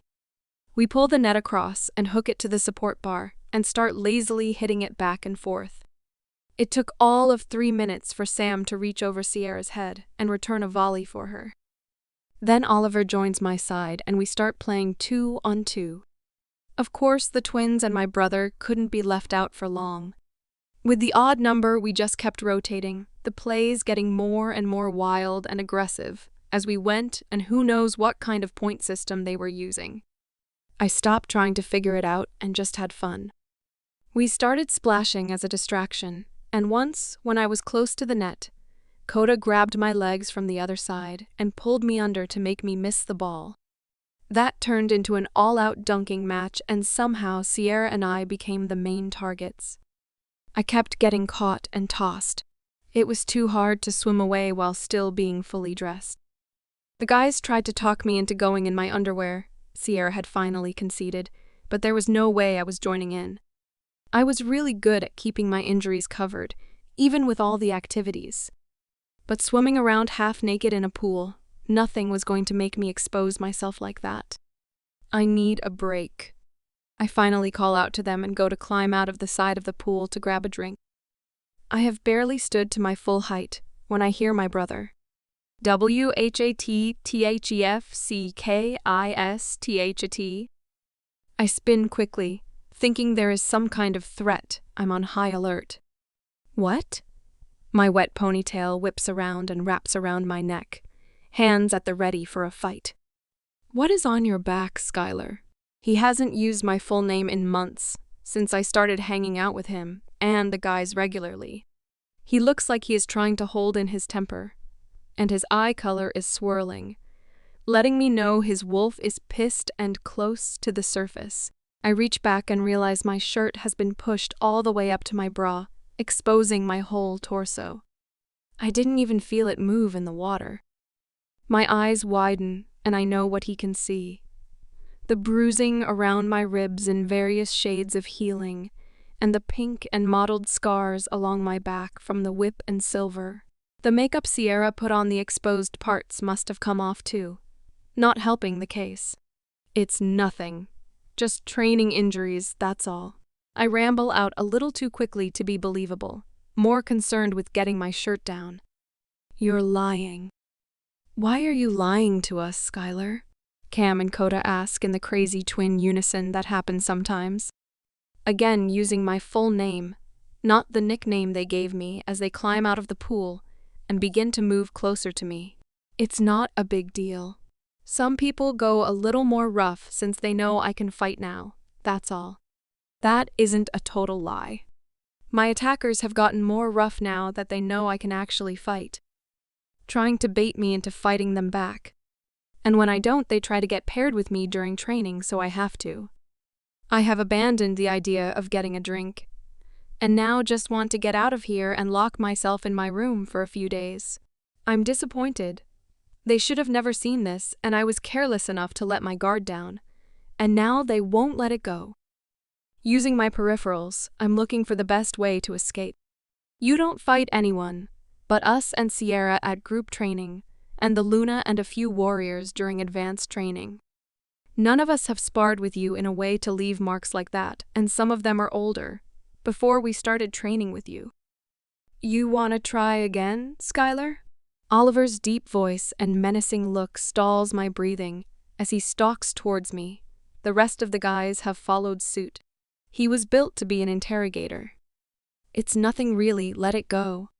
I'm pleading now, not even trying to come up with another excuse. I move towards the side of the house closest to mine. I am just as fast as all of them, but getting into my house is what will slow me down for them. Think, Sky, think. Sky, we aren't going to let it go. Who put their hands on you? We need to handle this and deal with them. Let them know they can't mess with any of us and get away with it. The question from Sam came out growly, and he had that same look as when we were at the mall talking to Kaylee. Deal with them? What? I stopped trying to walk away and look at all of them. These raging, fuming boys who had no idea what they were even mad at. They all of a sudden noticed something was wrong and got protective. Well, they are too late, way too late. A hot boiling builds inside me and something snaps. Now I am pissed, and my rage flares the minute that one phrase falls from his lips. For years I have been dealing with this, years, because they believe in survival of the fittest and looking the other way when kids are being roughed up or pushed around. And my particular bully thinks she's untouchable because of her dad and the rumors she's spread about being the next Luna. They have heard all of them and just ignore it. Do nothing. Or at the very best, not enough to stop it. Because when you ignore things, they go away in their world. I see red and my wolf is fired up too. She knows what I have gone through, but we have kept her a secret. I'm already a freak for the fighting skills I have that came out of nowhere and the grades and schedule I keep. I don't need We're Early Shifter to be added to the list. I give them my own death glare. N-O. I roar, and they all stop wide-eyed. You will let it go. You will let it go because I said so. You will let it go because while all of this has been going on, I gesture to myself. I still did everything that was ever asked of me. I showed up, did the work, became the best at everything. The perfect daughter, the perfect student, the perfect warrior, and no one took notice then. You never gave a tea before I was a part of your friend group, until you deemed me good enough. I looked at my brother pointedly. Delta, Kyle, and the Luna noticed eventually. I looked at Sam and the twins with my best glare, and that was just as instructors. They respected my wishes and let it go. Sierra noticed the first day we met. She didn't even know me, and she respected my wishes and let it go. You five have known me MYWHOLFCKINGLIFE and didn't notice or give two STs until right now. You don't get to be protective now. It's too late. I don't need you to step in now. I spit out, letting years of pent-up anger flow from my mouth, not caring who I hurt with my words. I wanted someone to hurt as bad as me for once, to understand the isolating and suffocating pain. A lot of this has gone on in your presence, and you were too caught up in yourselves to notice. You non-verbally gave permission for this to happen to me, and, more importantly, to others. So no, you don't get to handle this or deal with it, I air quote. I am handling it in my own way, and that's the way it's going to stay. LET.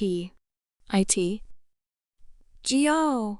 I turned and started walking off before I got so angry I shifted in front of them. My muscles are shaking, and my wolf is clawing to get out and beat all of them.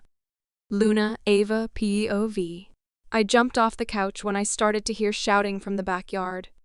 Lucas followed me to the balcony. I can see the boys gathered together just outside the pool, and Skylar at the edge of the patio, soaking wet and looking ready to murder them.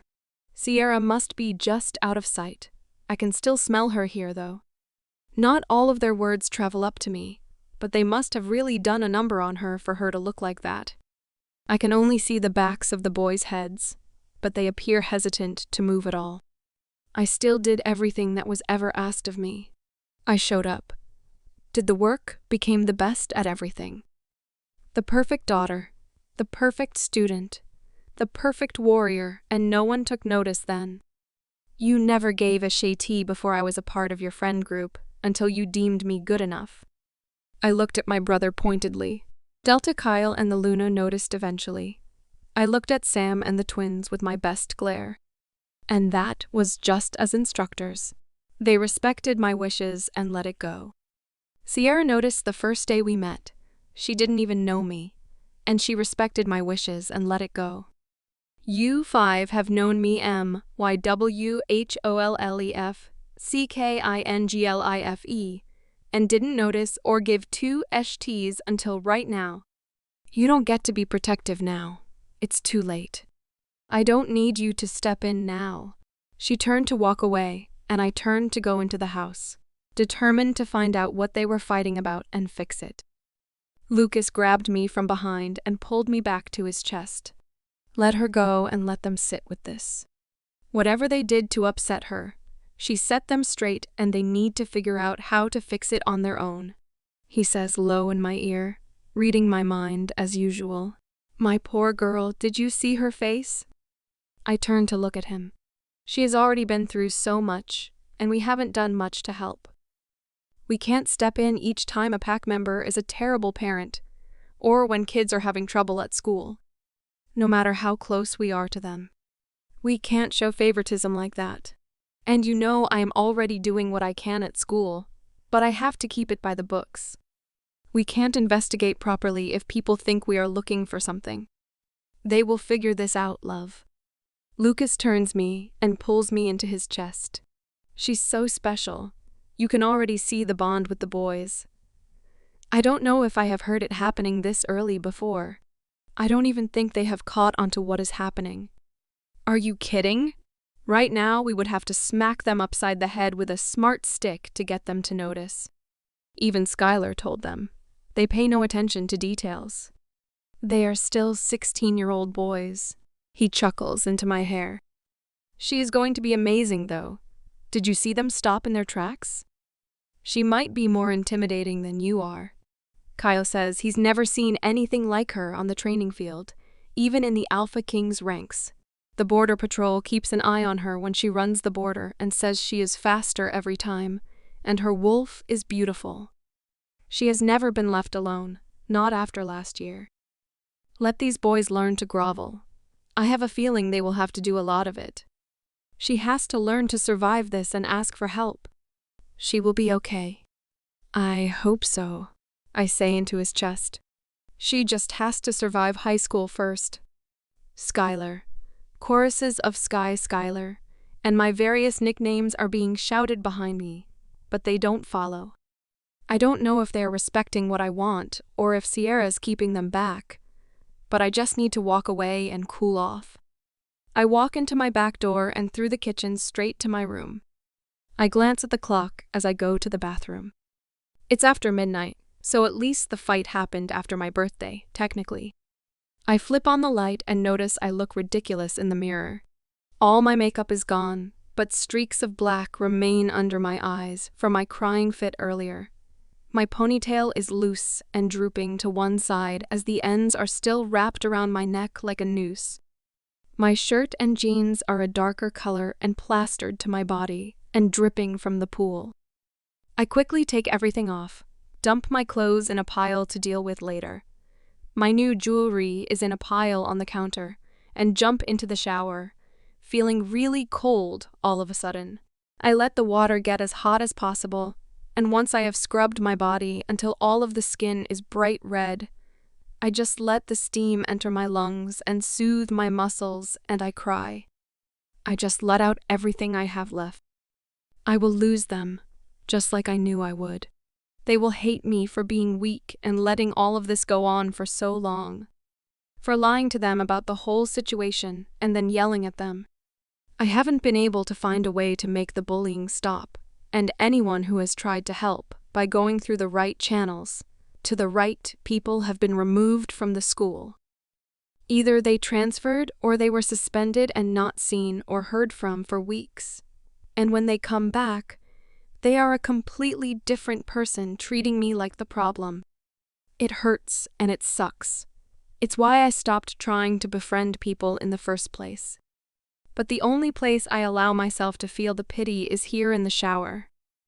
No one will ever know that they got to me, but I'm not sure how much more I can take and all alone again. That hurts the most. It only took months for those guys to get close to me, to break down my emotional walls, the connections wrapping a tight web around my heart and tangle to a point where it might kill me to remove it. I have to let them go, though. I do not want to tell this story, and it will drive its wedge. Secrets always do, and they will walk away from me like every other person who has tried to help. And I won't make Sierra choose. She is just as close to them as I am. It is easier for me to walk away. I have been doing it forever. I am just one person, easily replaced. I climb out of the, now cold, stream of water, towel off, and head to my room to find something to sleep in. Once I lay in bed, I just stare at the ceiling for hours. I can't sleep going over the whole fight in my head. How mad at me they all were, the look of disgust at the marks on me, the imperfections. I'm just a weak little girl to them, damaged and broken. I can't even take care of a simple bully, or, I guess, bullies.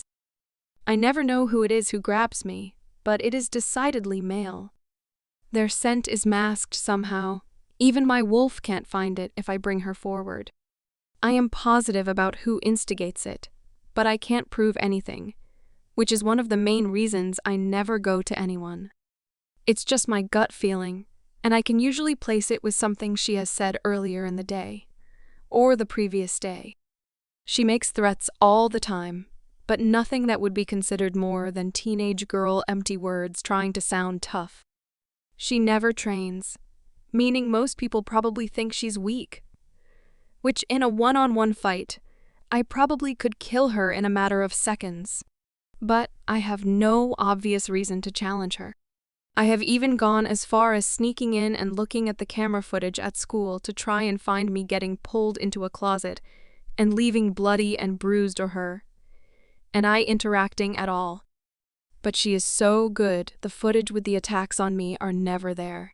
They are either being erased or she is just that good at covering her tracks and knowing where the cameras are placed. The only time Kaylee let herself be known was when she put the silver powder in the wounds from the whip. She wanted me to know it was her that time. FLASHB last spring, right before the summer break. I had been grabbed and pulled into a janitor's closet, as usual. But instead of getting smacked or punched, my hands and feet were bound with rope. A gag was wrapped around my mouth and something shoved over my head. I truly thought I was going to die. This was going to be the last memory I had. After my head was covered, we just stood there. I had no idea why. I tried to struggle, but that earned me a punch to the side of the head. We kept standing there until I heard it. The faint sound of the bell. They had timed this, so I would miss the last class of the day. And since I didn't talk to anyone, no one would miss me, including the teacher. They waited another few minutes after the shuffle of feet had died down. My head hurt, and keeping track was hard. Then I was shoved forward and heard the sound of the door open. A large, painful hand was on each upper arm, dragging me forward. The black cloth didn't let any light in, and I didn't think to try and keep track of which turns we were making as we went. Something I made note of later, beat myself up for, and prompted me to really start working on individual senses and tracking. I have never been, nor will ever be, captured like that again. When we got to our destination, I was thrown to the ground. I heard whispering, which means these kids didn't have their wolves yet to mind link. The Alpha, Beta, Gamma, and Delta had the power to push a mind link through to anyone, wolf or not. It made giving directions in a crisis easier. But until you had your wolf, you could not link back or talk to anyone else. That's all I had to work with, though. Male and around my age. They were talking too low to recognize a voice, and without a scent, I couldn't identify them. I had just gotten myself to a sitting position when my arms were yanked over my head and hooked to something, holding me off the ground so my toes barely touched. My shirt was ripped open in the back, and I let out a strangled squeal through the gag. The first sharp sting registered as I heard the loud crack echo in the air. I screamed again. I wasn't sure what I was expecting, but it wasn't the white-hot pain of a whip. The first time they whipped me, I was draped over a bench in the girls' locker room, and the 5 lashes came quickly before my attackers were caught.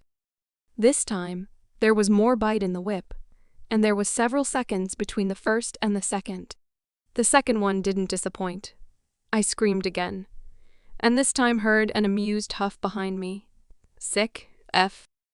As they went on, I started to go to my happy place, counting the lashes, but hiding in my mind, trying to turn the pain off. Go numb. Don't feel, control my breathing. Stay awake. By number 7, I stopped making noise, which pissed my attackers off. The last 3 came in quick succession from either side of my body, telling me 2 people wielded whips this time. Then my legs were lifted behind me, but not to take weight off my arms, just to put me in more of a horizontal position. I thought this was one of the worst feelings ever, like both shoulders were trying to dislocate. I was so wrong. The most blinding, searing pain hit me like a rocket blasting its engine across my back. I instantly lost vision and couldn't even breathe to scream. I could feel my skin bubbling and burning away. Then the sensation hit me again, and my body convulsed and bucked up in my captor's grip, and my stomach tried to empty its contents into the gag, and I started choking. Take that fucking thing out of her mouth. I want her to suffer, not die. She needs to suffer over and over again for all the ST she keeps causing me. That voice, I do know. I'm still choking as one of my legs are dropped, and I'm hanging awkwardly sideways. The tie is undone behind my head, roughly, taking some hair with it and thrown to the ground as I cough out everything from my stomach, lungs, wherever the vomit is. My dangling leg is lifted back up and the blinding white-hot pain resumes. This time, the pain is accompanied by the smell of burnt flesh, my burnt flesh. My body convulses and tries to retch again. I am struggling to take air in. My lungs don't want to function, and I am pretty sure my bladder relieved itself too. Tears were streaming from my eyes, and I started mumbling incoherently, in between the burning sensation and retching. The grips on my ankles are getting tighter. I'm either getting hard to hold, or they are having trouble with the different putrid smells now in the room. I hear a high, nasally giggle. She's enjoying herself. How does someone enjoy watching another person go through pain like this? I still don't know what I did to her this time to earn a punishment, let alone one that is in the form of torture. Remember this, you little B-teach. Stay away from my men. Stop trying to keep me from issuing discipline to the lowlifes in this school. Stop making me look bad in front of the teachers by handing in perfect work and sucking up all the time. I am your future, Luna, and you will all bow to me. Fall in line and follow orders, or next time you will beg me to kill you, Kaylee says from across the room. Now clean this Shesh up and dump her in the woods. Let's see if she's worthy of surviving, she says right before the door closes. ENDFLASHBACK. That last part hit me the hardest. That stupid fucking motto my brother and his friends lived by. They let people think that only the strongest should survive. It was actually the way that they played when they did drills together. Last man standing and all that. They taunted and teased each other for being the weakest that day. The problem was they never explained that they were teasing and motivating each other to anyone. They just said the stupid line and went about their lives not realizing who's listening and following their lead. They are oblivious to the influence they have without even trying. I throw my covers off. I can't sleep. The memory just brings on more nightmares. I rub my eyes forcefully and look at the clock. It's 3 a.m. The only thing is to run off the nervous energy now. You want out tonight? I thought you would never ask. It's been a while. Hanging out with those boys hasn't given you as much free time since we are still hiding that you are special. You know why we do, and it was your idea in the first place. Let's get a couple miles out, and then I will turn it over to you. Maybe I can get a bit of rest that way. Whatever you need, I'm here for you. We got this, kiddo. My wolf feels like an old soul. Almost like a cool aunt that gives me advice when I ask, but also lets me totally figure things out the hard way after instigating a less than intelligent idea. That used to come in the form of broken bones or other self-inflicted injuries when I was trying some new defensive move. I can at least say I haven't injured myself in a long time. I get my running gear on and tiptoe to the back door, hoping to not make a sound going out. I don't know if the guys went home or are still out partying. Maybe they each found a girl to entertain now that they didn't have to babysit me. I spared one look at the twins' backyard as I ran towards the forest. I didn't hear any noises, but the garden lights were still on. Who knows? I couldn't dwell on it, though. I've already decided to let them go. I'm not allowed to wonder what they are doing or who they're with. I can't want to be with them and keep my secret. That's not fair to them. The pack members are more important. They need to stay safe. That's the mission. I made it to the edge of the forest and sat to put on my shoes. I couldn't risk tearing up my own feet, and I can't shift here. Someone could see or hear me. The transformation was not pleasant to go through or to watch, especially for a new shifter. Once you get the hang of it, you and your wolf can interchange pretty easily and quickly, but it takes a lot of practice. We are pretty good, but the noise could still attract someone, and I can't take that risk. I tie my shoes tightly, check my ponytail to make sure it's secure, and wrap the straps of the little backpack I brought to store everything around my waist so it doesn't bounce around while it's empty. I start to jog, thinking, again, about everything that happened today. How does Kaylee always seem to find me with the guys? Even if it's not the twins, she manages to track me down and make things difficult and cause a scene. Then I am attacked the next day. I wish they would at least get creative and find a way to hurt me at training. Then again, I would have their faces and be able to identify who is abusing their strength and assumed power. What is it about her dad that gives her so much power to not get in any kind of trouble? Just that thought makes me angry again. I run faster, pushing my legs. I need to feel the burn in my muscles before I turn over control. I start running the patrol route and let muscle memory take over, letting the heat take all of the anger I have towards that one person and incinerate the emotion. I've been going for about an hour when my wolf lets me know there is another presence near us. I'm on alert now, letting her enhance my vision and hearing. To my left, I can hear labored breathing. Someone is trying to flank me, but at a distance. Then a twig crack to the right and a huff. I sniff the air. They are downwind, but not making an effort to be stealthy. Whoever is following me should have known I would figure them out quickly. So they either want their presence known, or they are stupid. I'm hoping it's the first one. I'm not close enough to the border's edge for a rogue or neighboring pack member to be following me without patrol picking it up. But as I have that thought, 6 faces pop into my head. As if I manifested them, all of my friends appeared from different places behind me. Even Sierra is with them, looking worried. I keep running. I can't stop. I don't want them to try and understand. I don't want them to talk me into working something out. It will hurt more than anything. I have to let them go. Protect the pack at all costs. Be worth the beta blood running in my veins. Prove myself a loyal pack member, and put my job as a warrior above all else. I can't be distracted by the drama that having them as friends brings. I ran harder. I can hear them all struggling to keep up. But they are there, just as stubborn as me. There's only one way to get away from them. Let's shift. Full throttle from them. Are you sure you don't want to talk to them? Maybe they could help if you explained a little bit more. No, you saw them before. They aren't going to be reasonable, and they don't get to step in like white knights when they haven't paid enough attention to notice when things are wrong. This isn't just about me. They don't notice when any kids come in with marks and injuries that didn't come from training. They don't know any of these kids unless they are a popular female old enough to fuck. No, they don't get easy explanations. They can do the work and find out the hard way. Now shift.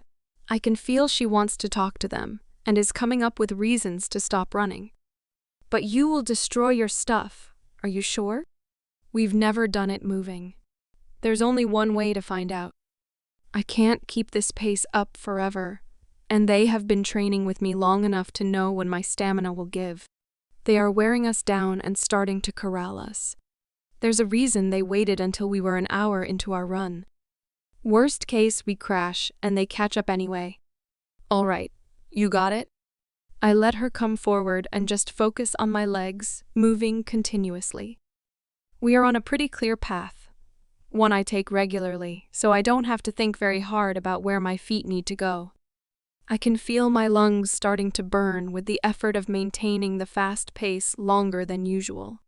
I put on a burst of speed to give us some distance. I'm ready. On the count of 3, jump, and I will take over. Let's hope this works. 1, 2, THREA. As she says 3, I jump as high as I can go, giving her as much time to change and land as possible.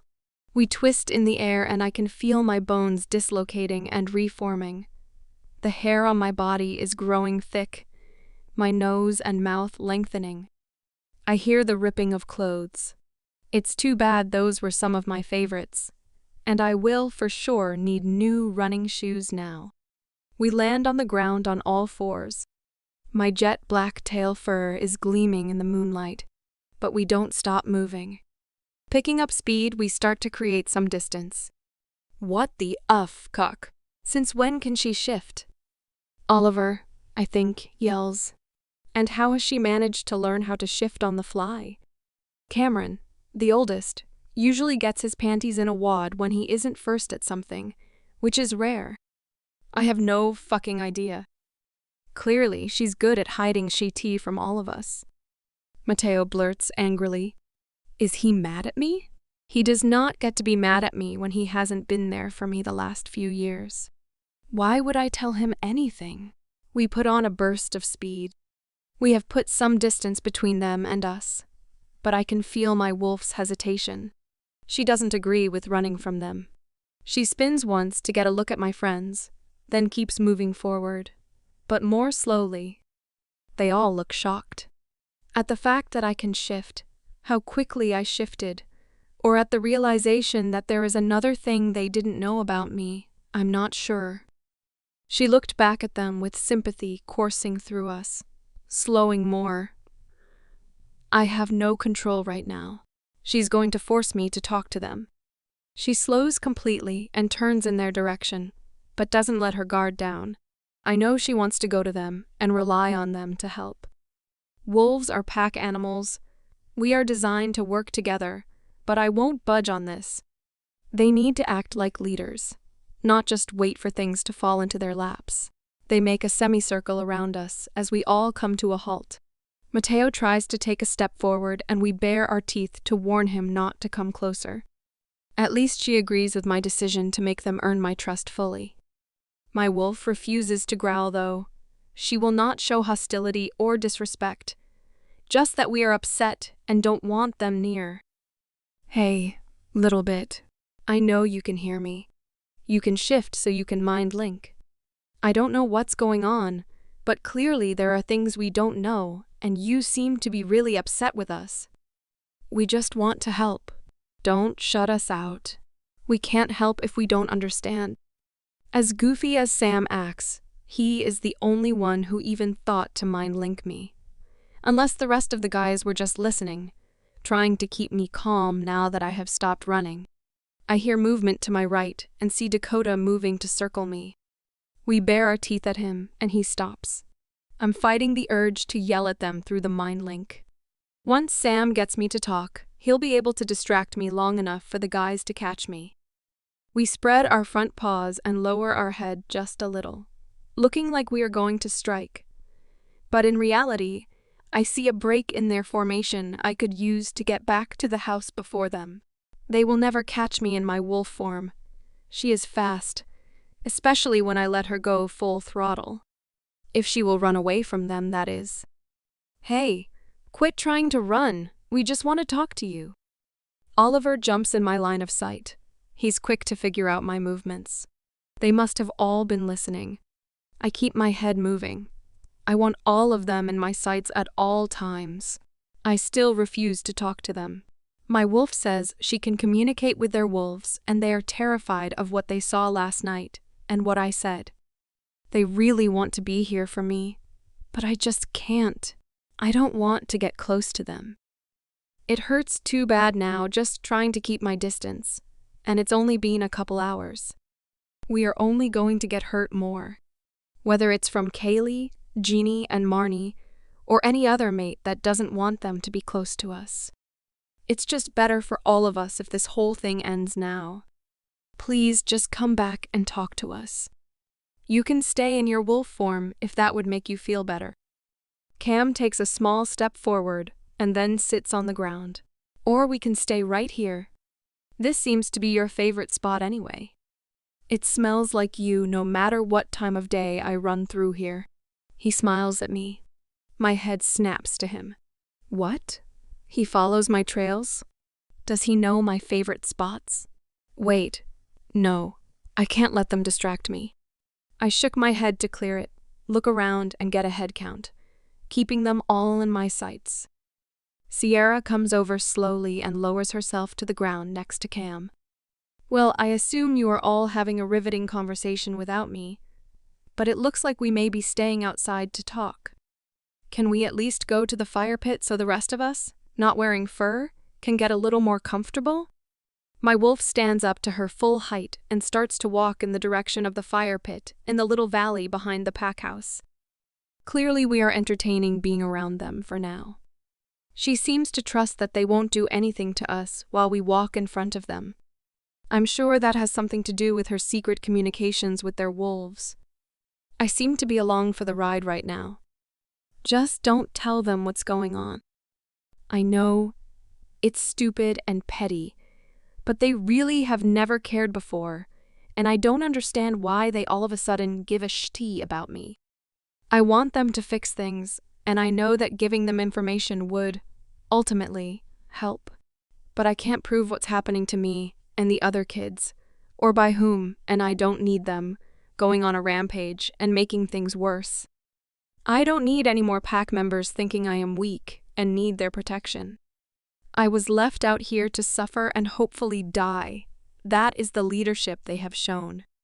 Letting pack members harm and torture each other without punishment to try and gain power in the pack. You got it, kiddo. I understand your reasons, but you need to understand mine. We need our pack and they want to know. Why they have taken notice is only something they can answer, but in any case, they do care now. Give them something to work with. Fine, but the minute they start asking about my injuries, I'm out. I don't want to rehash those memories again. Deal. We gather around the fire pit. My wolf sits on one side watching as the rest of them sit on the logs across the pit from me, just staring. Dakota and Cam set up the fire pit and get it started. Now, it is a waiting game. They followed me out here. They can break the silence. Okay. So are we just going to sit here and stare at each other? Sierra asks. Or can I just ask one of you to translate if you are talking to her already? She rolls her eyes. When did you first shift? My brother asks quietly, looking sad, and I can guess why. Shifting for the first time is painful, and it takes a really long time. He's probably worked it out that I did it all by myself. Just me and my wolf to comfort me through it. The guys all had each other and their parents to encourage and be supportive. And of course, a party to celebrate with everyone. It didn't have that. Never had that. They are starting to put the pieces together. About a week after all of you did, the night of the celebration for all 5 of you shifting, My wolf made eye contact with each of them as their eyes all grew in astonishment. My answer is short and to the point. Sam relayed the information to Sierra. By yourself? Why didn't you come to get me or anyone to help you? Do you know how dangerous it was to go by yourself? Is he really offended right now? First, you were all at a party I wasn't invited or allowed to go to, very occupied by all of your friends. Second, why would I come to people who have avoided me for the last 5 or 6 years? I was not worth any of your time or effort, or Dad's for that matter. Why would I come to people who made it very apparent that I was not wanted, just tolerated? Even if I wanted to, I wasn't in a position to come and get anyone. The shift was unexpected but necessary. At 13, I certainly didn't know what to do. He looked hurt, and the rest of the guys were looking at him as if they were the ones treated poorly. Even in my head, it sounds like I am being teachy and asking for pity, which isn't completely true. I don't want pity, and I don't want them to tell me they would have been there for me when we all know that isn't the truth. Not then. They were all too caught up in their own lives and their own first shifts and being another step closer to being the pack leaders. Anything they say now to try and make me feel better is strictly to ease their own conscience. I didn't trust them to take care of me in a real moment of need when they didn't take care of me in day-to-day things. I know my place, have always known it, and now they are blurring those lines, making it hard to keep my distance and keep myself from getting hurt. I can handle the physical pain from my bullies and training. I know how to heal from that. But the emotional pain that has been going on my whole life, I don't know how to deal with that. So I kept my distance. I want to continue to keep my distance, but my wolf is right. We need our pack, or a pack. Is that why you ran? You run away every time the focus is on you. Oliver asks, leaning forward, elbows on his knees. Sam is keeping a running commentary for Sierra. I can tell she is upset that I won't shift back to talk to them. My wolf is at least intimidating enough to keep them away. I don't want anyone trying to come close or embrace me. They don't get to be sorry for all the things they ignored in the past, because they feel bad now. My friend doesn't deserve this treatment, and I would talk to her directly if I could, but I am holding out. I still have no reason to show them any kind of emotion, and I can stay stoic in my wolf's form. She can choose to forgive me later, or just keep the distance and let me go like everyone else. Can we jump back really quick to the part where she shifted at 13? That's incredible, Skylar. Your wolf must be really special for you to shift so young. I still haven't shifted yet. Sierra looks at me. I understand why the guys shifted early, and at the same time too. You are all really close and have a tight-knit group. And to top it off, you are all high-ranking wolves taking on your positions and training to be the next leaders. It makes sense that your wolves would come out and help you along with that. But Skylar wasn't in line to be the next beta, or in a position for her wolf to be needed like that. So why did she come early? Why was it necessary? What happened? She looks back at me. I'm pretty sure she set me up with that question. This is an answer that I want to give her, but it comes with a nightmare I don't want the guys to know. Something I have been avoiding telling her since the day we met. She knows it too. She actually showed up when I received some of the scars on my back. I closed my eyes inside my wolf's head. I didn't want to see their expressions through her very clear vision at that revelation. She showed up because you were being attacked, didn't she? Cameron whispered, the first to catch on. He's leaning forward, elbows on his knees. He looks up slowly, waiting for my answer. It's what I always thought, but my wolf and I never discussed it. She nods her head in agreement. WHAT? My brother jumps up and shouts. It was so bad your wolf had to show up early. Damn it, Skylar. Why didn't you say anything to anyone? He's shaking so bad and his eyes keep changing from gray to black, showing his wolf is fighting to come out. He's running his fingers in his hair and pulling at it so hard it's standing up in certain places. My wolf lets out a warning growl, nothing offensive, just a warning to his wolf to get him in check. Oliver jumps up and places a hand on his shoulder to try and help calm him down. Dude, she doesn't need this right now. She's got her reasons for not going to anyone, and you getting all angry.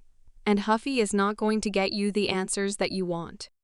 Mateo is breathing hard and struggling with his temper. I can feel the anger, worry, and torment all rolling off of him in waves. We need to help or he's going to rage and tear this place apart, and the rest of your friends are going to get hurt trying to stop him. His wolf is having a hard time controlling both of their emotions. My wolf is pleading for me to go to him. His wolf needs her, needs the comfort of his little sister. I'm still angry, but I get what she is saying. His anger is because of my situation, and only I can calm him. Fine, go to him. I take a deep breath and sigh. Once again, their needs are greater than mine. We stand up slowly and walk over to him, rubbing up against his leg. I can feel his whole body shaking in anger. We just continue to circle him and nuzzle his legs. We come around to the front of him and look up into his eyes. He takes a few deep breaths and looks down at us, tears in his eyes. He's trying to hold in the sadness and anger he feels, and slowly raises his hand to run it through our fur just behind my ear. My wolf purrs at the contact, and she closes her eyes, letting the contact calm us both. I feel his weight shift, and we open our eyes to see he has knelt in front of us, both hands on the sides of my wolf's face, looking us directly in the eyes. I'm so sorry, Sky. I know I can't take anything back or even begin to make it up to you, but I'm going to try. I thought if I just did what Dad asked and kept my distance, it would take his focus off of you. I guess that idea backfired. I never knew how bad it was because I put blinders on and just hoped everything was okay since you never complained about anything. You never got sick or asked for anything. That wasn't because everything was fine though, was it? My wolf just shakes her head. His tears are silently falling now. I don't need details, if you don't want to share. But I need to know the worst, Sky. Why do you have scars that never healed properly? Why does it seem like you are a different person at school than on the training field, or when you're just with us? His intentions are true and real. Let them in a little. I understand why you don't want to give them names. You are right. They do not get to have revenge for what has been done to you. That is for you only. But let them understand the result of their neglect so they can begin to change their ways. They cannot grow without being taught. You are a teacher. Teach them. My wolf advises. I grumble in her head. This is exactly what I didn't want to do. I don't want to talk about the things in my nightmares. Just the thought hurts. They need something to work with. You can make it as simple or as detailed as you want. Maybe some graphic descriptions will be good for them. Did she just make a joke out of my torture? Fine, I said to her. Then to the guys, I need some clothes. This will be easier to explain in human form. Sierra deserves to hear this from me directly. Before I finished, large t-shirts were dangling in front of me. My wolf had to blink a couple times at the fast movement. She grabbed one gently in her teeth. She took a big inhale, Dakota, the scent instantly calming me. We walked behind a tree and shifted. Then I pulled on the oversized shirt. I know these guys are significantly bigger than me, but geez.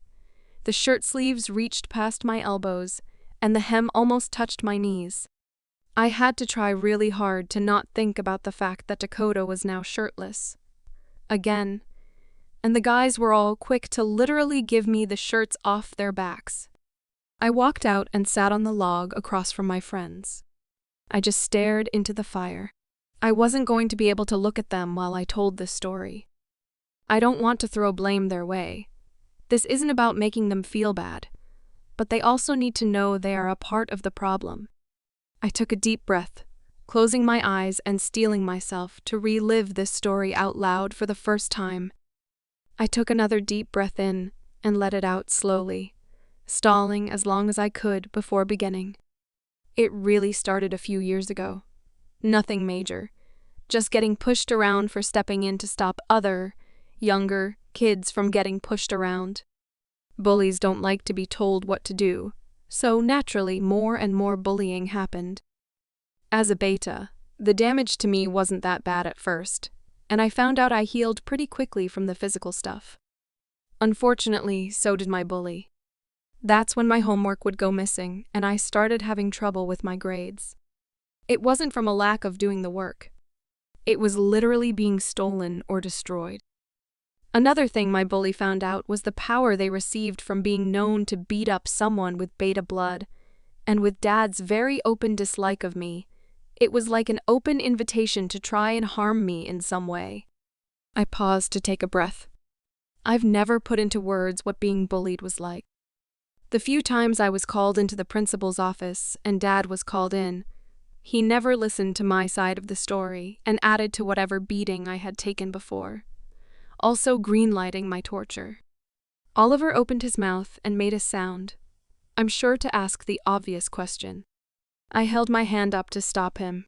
I was never going to get through this if they interrupted me. I did go to adults. Dad and the principal obviously didn't believe me. Dad told me if I was too weak to handle my problems, then I was no daughter of his and not to make excuses for missing or poor work.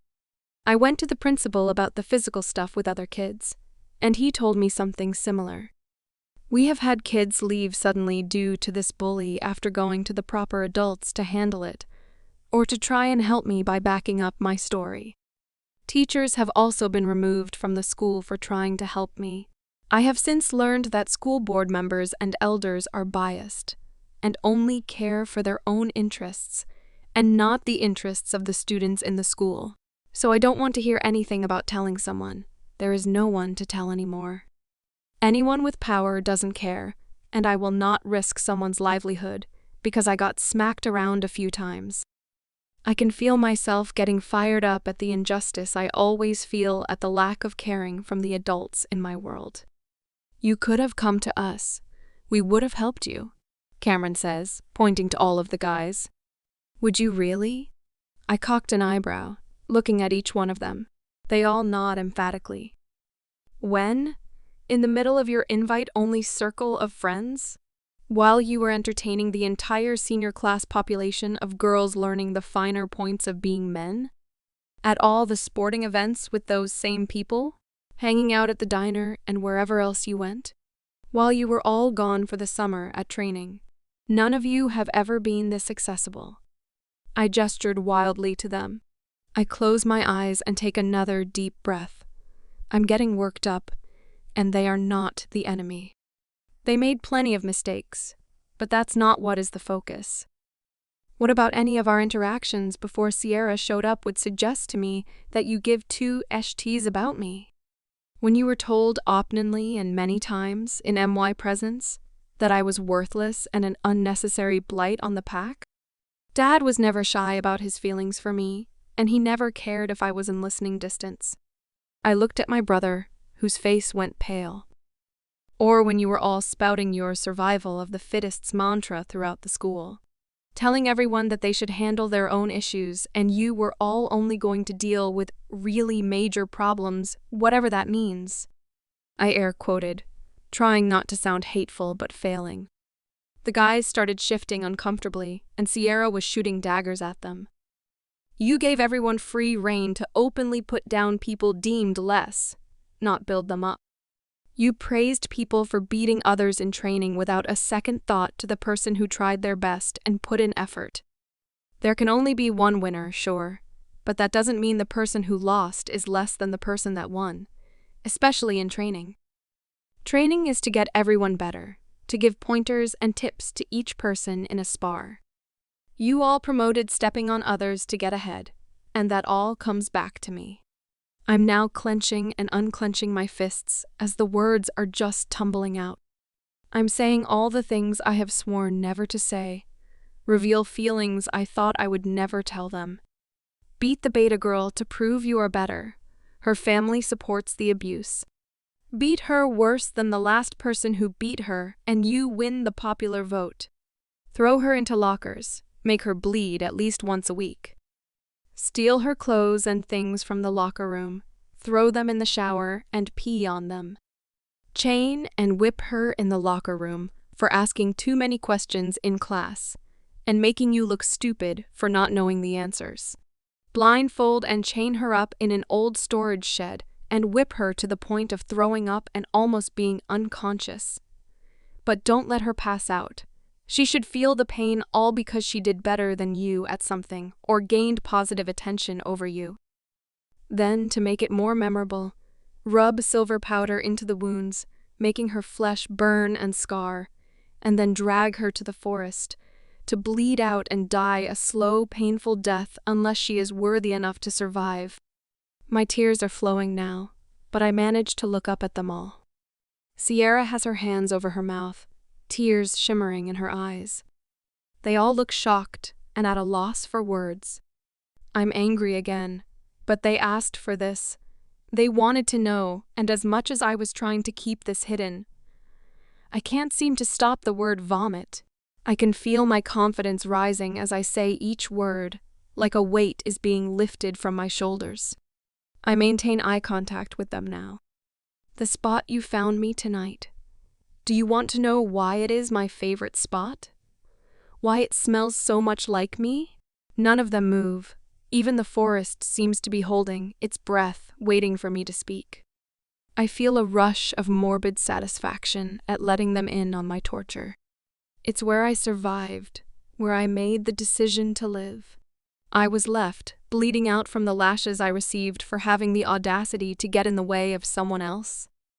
The silver was added because the previous whipping I received, I healed too quickly from. The scarring wasn't gruesome enough. I go to that spot to remind myself that I am still here. I came out of that without you or anyone else. My wolf stepped up when I had no one else. She forced me to shift and caused me a little more pain in order to help me heal and live. I was there for 2 days. No one came looking for me, and I was only a mile or so from the pack house backyard. So forgive me when I call bullshit on the thought of any of you helping me. You didn't notice when I was right there in front of you, and you didn't notice when I wasn't? Mouths dropped. With all the things about these guys that are great and I'm coming to care for, this is their fatal flaw. They have been sheltered from the actual bad things that happen in a pack. They have never had to deal with real problems. They think they will just magically have people fear and respect them. They believe that they are untouchable, but at what cost? You all have been a part of the problem, and don't think for a second you are going to come into school threatening people on my behalf. Even being friends with you and being seen in public regularly with you, the bullying hasn't stopped, just gotten more creative. I do not need protectors. I have survived everything on my own, just fine. So don't even think about it. I am not weak and you will not treat me like I am or make people believe I am. I know how strong I am. I know that every hit I take is one that no one else has to receive. With all your training and status, none of you have ever actually had to fight for your pack members.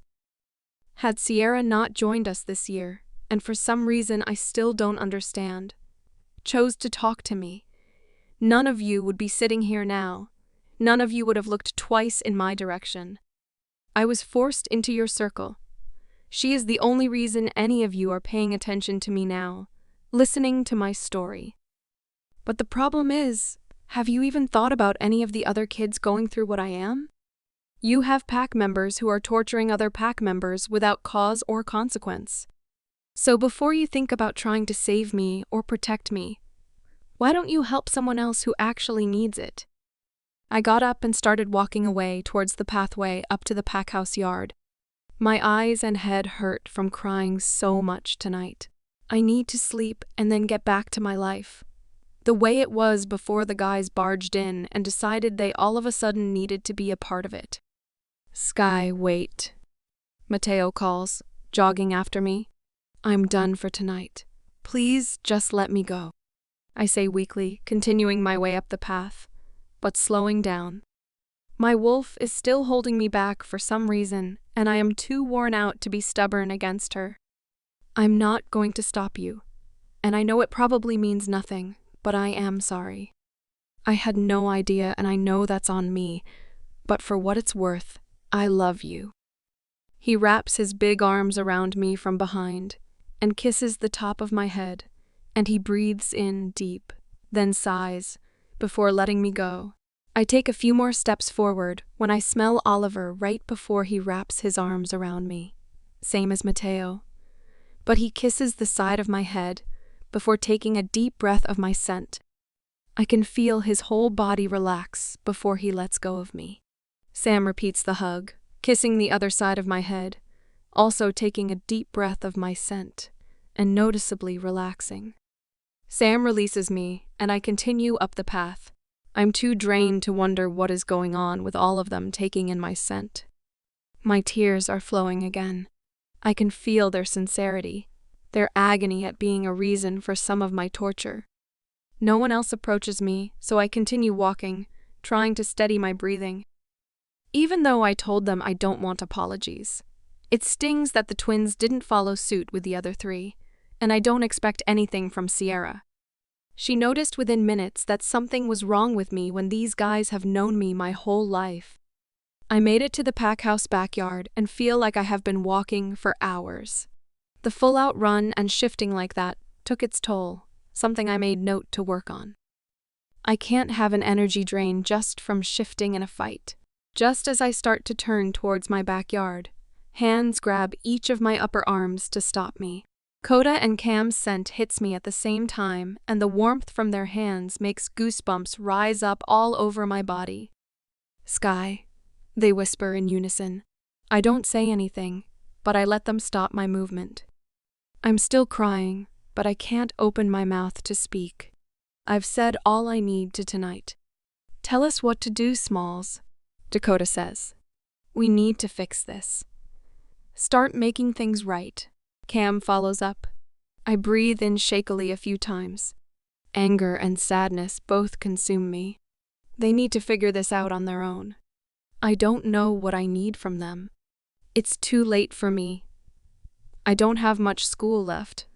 Then hopefully I can find my mate or go to elite warrior training and get away from the bullshit. I just stare ahead of me, not really seeing anything. Just don't let it happen to anyone else. See people, notice your pack members. Show them you are here for them. Don't just say pretty words.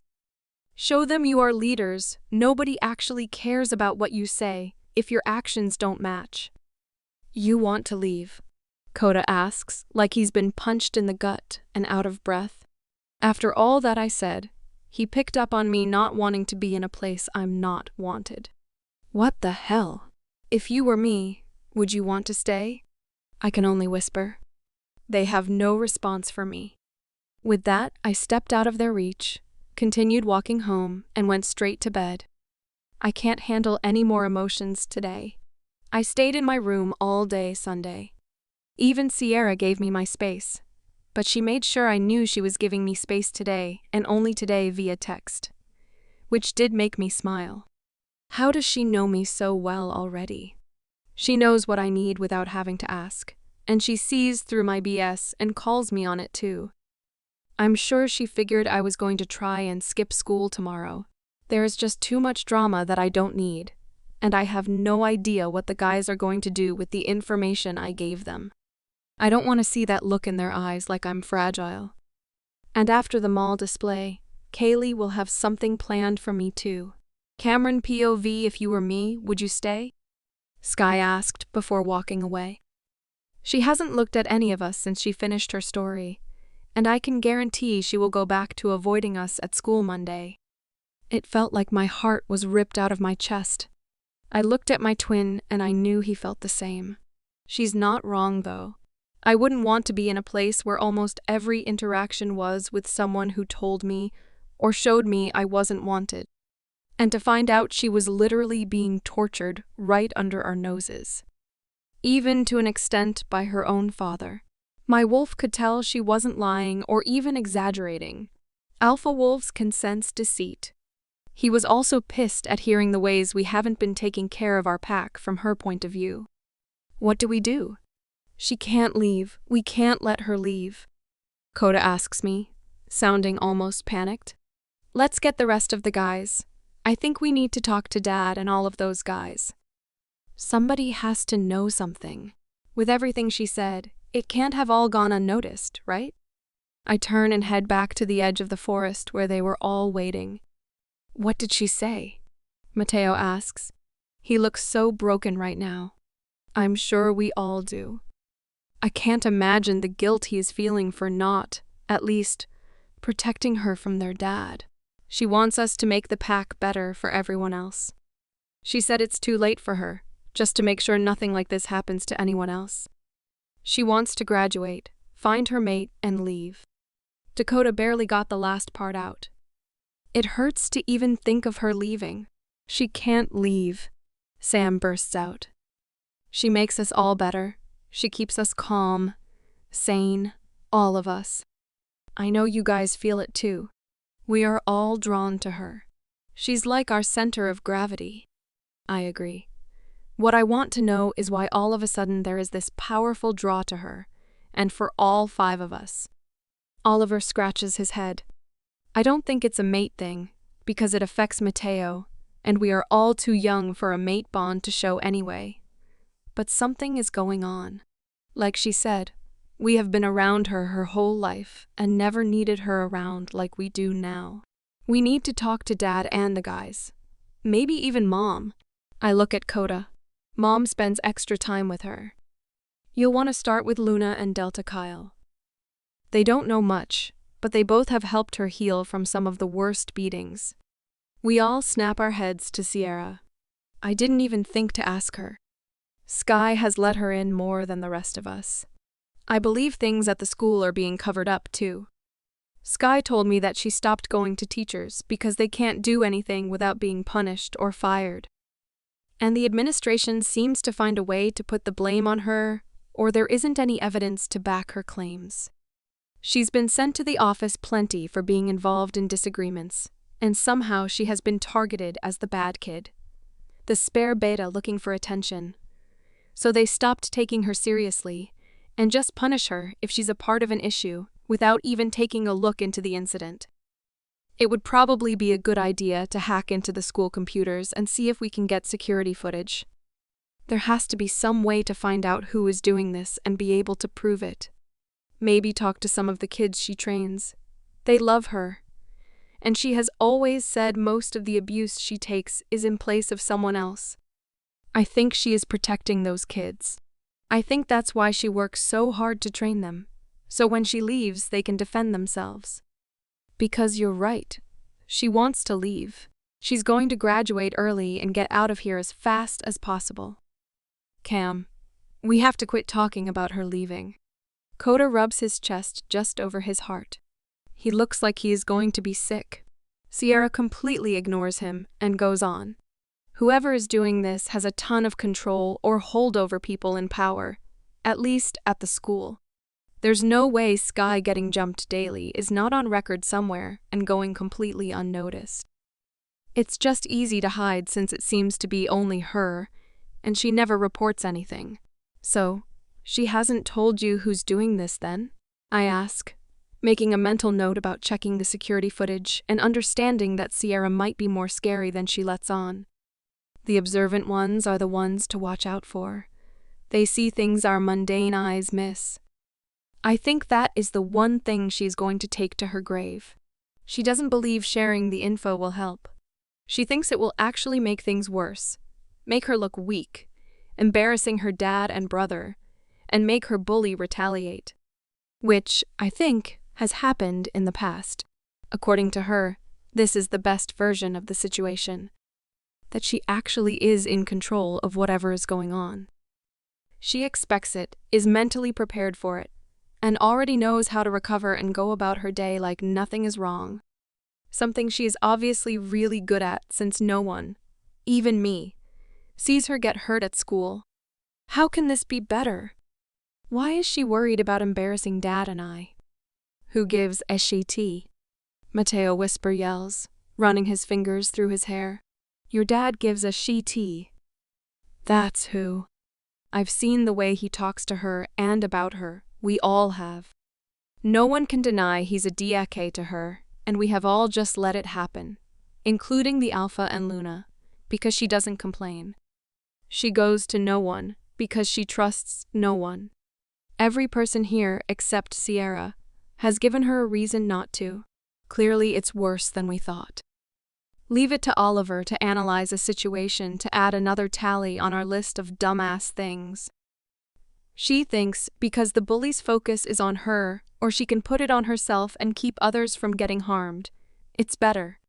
She said, because she had beta blood, she can handle the beatings better and heal more quickly than any other lower-ranked person.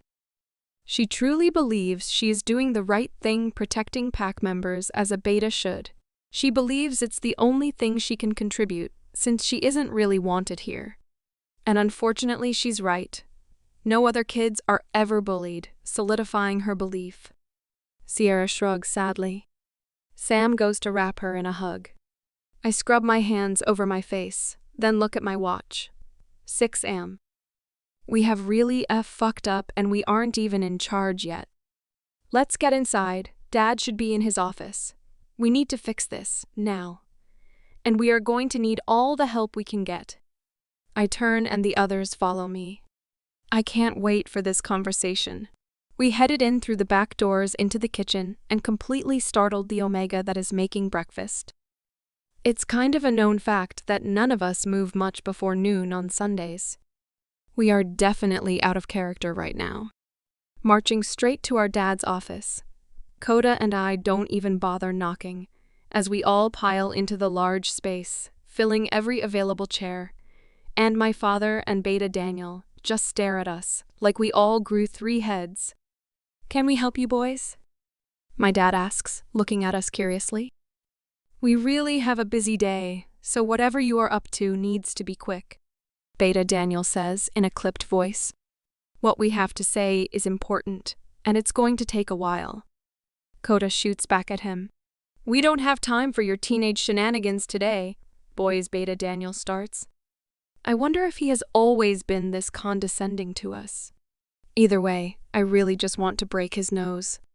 I turn my glare on him. This meeting also requires Delta Kyle, Gamma Brett, and Mom. If you want this handled quickly, gather everyone and we can get started. What is this about, boys? Clearly you are worked up, and it's enough to have you out of bed at 6 on a Sunday morning. My dad is trying to be sympathetic. He, at least, lets us have an opinion, and then helps us work through it, or correct it if we are wrong. We need your input on a situation, and it's a story we don't plan on telling more than once. I say as my mother comes into the room. What happened? Is everyone okay? She does a quick scan of the group. Where's Skylar? If Sierra is here, why is Sky missing? We need everyone here first. I say again. Now, I'm worried you boys have never been secretive before. Dad sneaks a look at my mom. They are having their own private conversation. I just sit. I'm not saying it again. My wolf is getting angrier by the moment. Sky was right. We have never had to really deal with pack situations, even with all the training we do. They don't trust us to handle anything and have never forced us to handle things. They are more concerned with the fact that we are out of bed early than the fact we have requested a meeting with the whole leadership. Delta Kyle and Gamma Brett rush in. What's going on? Kyle asks, taking in the same group assessment that my mom did. Where's Skylar? Is she okay? The 2 people who know she is going through things noticed she was the only one missing from our group. Neither my father or her own cared to notice. How long have you been helping Sky with her injuries from her bullies? I look between the Delta and my mom, not wasting any time. Long enough, why do you ask? Delta Kyle crosses his arms, making him look wider than he already is. Did you know about her being whipped? I keep my eyes trained right on him. Yes, I have been giving her the salve to help the scars the silver powder made. The Delta keeps his face composed, but I see the tick in his cheek from clenching his jaw. My mother gasps and covers her mouth. The silver powder was news to her. Interesting. Gamma Brett moves closer to her, concern flashing in his eyes briefly. Did you know that wasn't the first time she was whipped? Olivers asks, catching on to what I was doing. What do you mean wasn't the first time? Gamma Brett tilts his head slightly. What silver powder? My mom asks. I ignore her. She was whipped to almost unconsciousness. Silver powder was added to make the pain worse and the healing slower since she healed too fast the first time, and then she was left in the forest behind the pack house to fend for herself or die. The person or people who tortured her believed no one cared if she lived or died, and the point was hit home when she was out there for 2 effing days and NONEO FU TICEDHEWSMISI in Gen. Mateo stands as he starts to shout. She had to rely on herself and her wolf to recover while we were having a party at the pack house. He's pacing now, making an attempt at pulling his hair out. Oliver stands ready to restrain him if needed. You need to relax, son. I don't know what stories your sister has been telling you, but she is being dramatic. She has never gone missing, and I would know if she had her wolf. Beta Daniel says too calmly, trying to take a step towards his son. How the fuck would you know? You don't even acknowledge her presence when she is in the room. You made her believe she is worthless and unwanted, that she will never be good enough. She believes it's her job to take this abuse. Mateo sounds almost deranged as he spits the words out. Well, maybe it is. She brings trouble wherever she goes. The beta shrugs his shoulders and Mateo lunges at him, grabbing him around the neck and slamming him against a wall, using the other to punch any part of his father he can reach. We all jump up, but it's Delta Kyle and Gamma Brett who get to them first, and I must say I am proud of the fight Mateo is giving them. He is not going to let this go easily. They finally get Mateo off of him and start dragging him to the other side of the room, putting all of us in between. Cam POV. Don't you talk about her like that. In fact, never speak to her or about her again. You are not worthy to have her as a daughter. In fact, I want her out of your house permanently. Mateo spits, still breathing hard. His wolf is fighting to break free. She can have my room here at the pack house or stay with Sierra, anywhere but with you. We all need to calm down. Clearly, there is more going on here, and we all want answers. My dad looks at all of us, lingering a little longer on Beta Daniel. Kyle, you seem to have information the rest of us don't. Please fill us in. Then I would like to hear what you kids know. Kyle proceeds to tell us he noticed about 4 years ago that Skylar started coming to additional training with the little pups. He didn't care much because they were always wild, and help is help. It wasn't until a couple years ago he noticed bruises and marks on her arms and legs that were definitely not from training.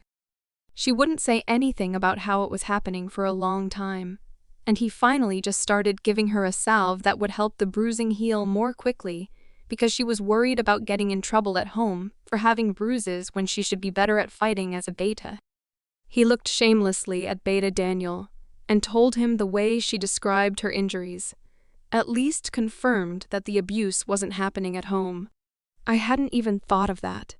We all looked at Beta Daniel, silently letting him know what we all thought about his treatment of her. Beta Daniel did not waver in his stoic expression. Kyle let her come to more and more training, as it seemed to make her happy, and she had less injuries the more she trained. He thought she was getting better at defending herself. She was also a natural warrior, one of the quickest to learn and master skills he's ever seen, which also made him wonder about the injuries she did show up with. She almost never got hit in training, so what was she doing to get injured? He then introduced her to the Luna and her warriors training, hoping being around females would encourage her to confide in someone. He said there was a weekend last spring when she didn't show up for training, like normal, But he also knew she didn't talk to many people, so there wasn't anyone he knew to ask about her well-being. My heart sank and every part of my body froze, he did notice, but brushed her off like the rest of us. When she did return, she was pale and noticeably thinner, but trained just as hard as always and avoided any questions on where she had been.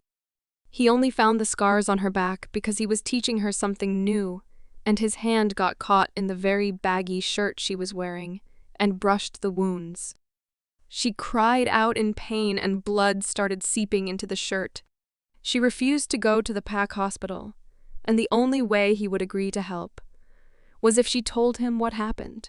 With a lot of prompting, she gave every detail of the torture, which he was not willing to repeat in front of my mother, except for descriptions of the people. She said nothing was going to be done about the bullies.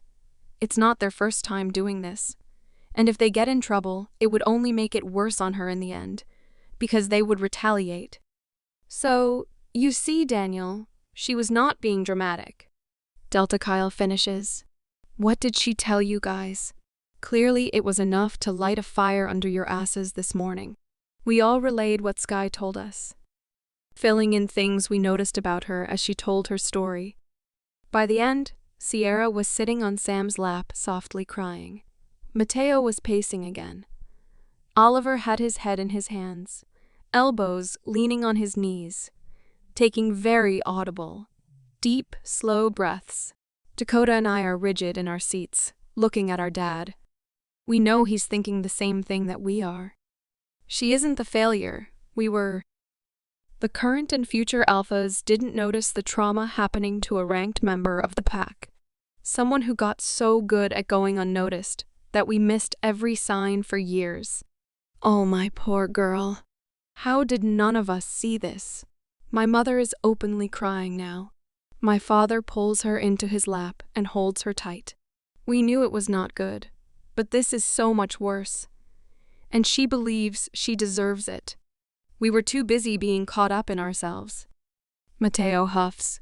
Training, becoming the next leaders, the idea of being in power is all we focused on. Oliver adds on, not raising his head. She has done more to protect pack members than we ever have. Dakota whispers. She is making the tough choices and defending those who need it regardless of what happens to her. I finished. She asked us not to do anything, said if we tried to protect her now. It makes her look weak, but we can't just stand by and let this keep happening. She may not want help, but is there anything we can do to make this end? These bullies have to be stopped. No one should be able to openly harm pack members for no reason. Well, as bad as this situation is, for the first time, you boys are thinking like the leaders you are meant to be. Let's think through this and see what we all come up with. I do have a few things that I can't avoid today, but let's get back together tonight. And Mateo, we will discuss your request to have her moved. It has to be her choice. Though, I will not force her into anything she doesn't want, my dad says. Where is Sky now? My mom sniffles out. Home, probably, holed up in her room. She used a ton of energy last night.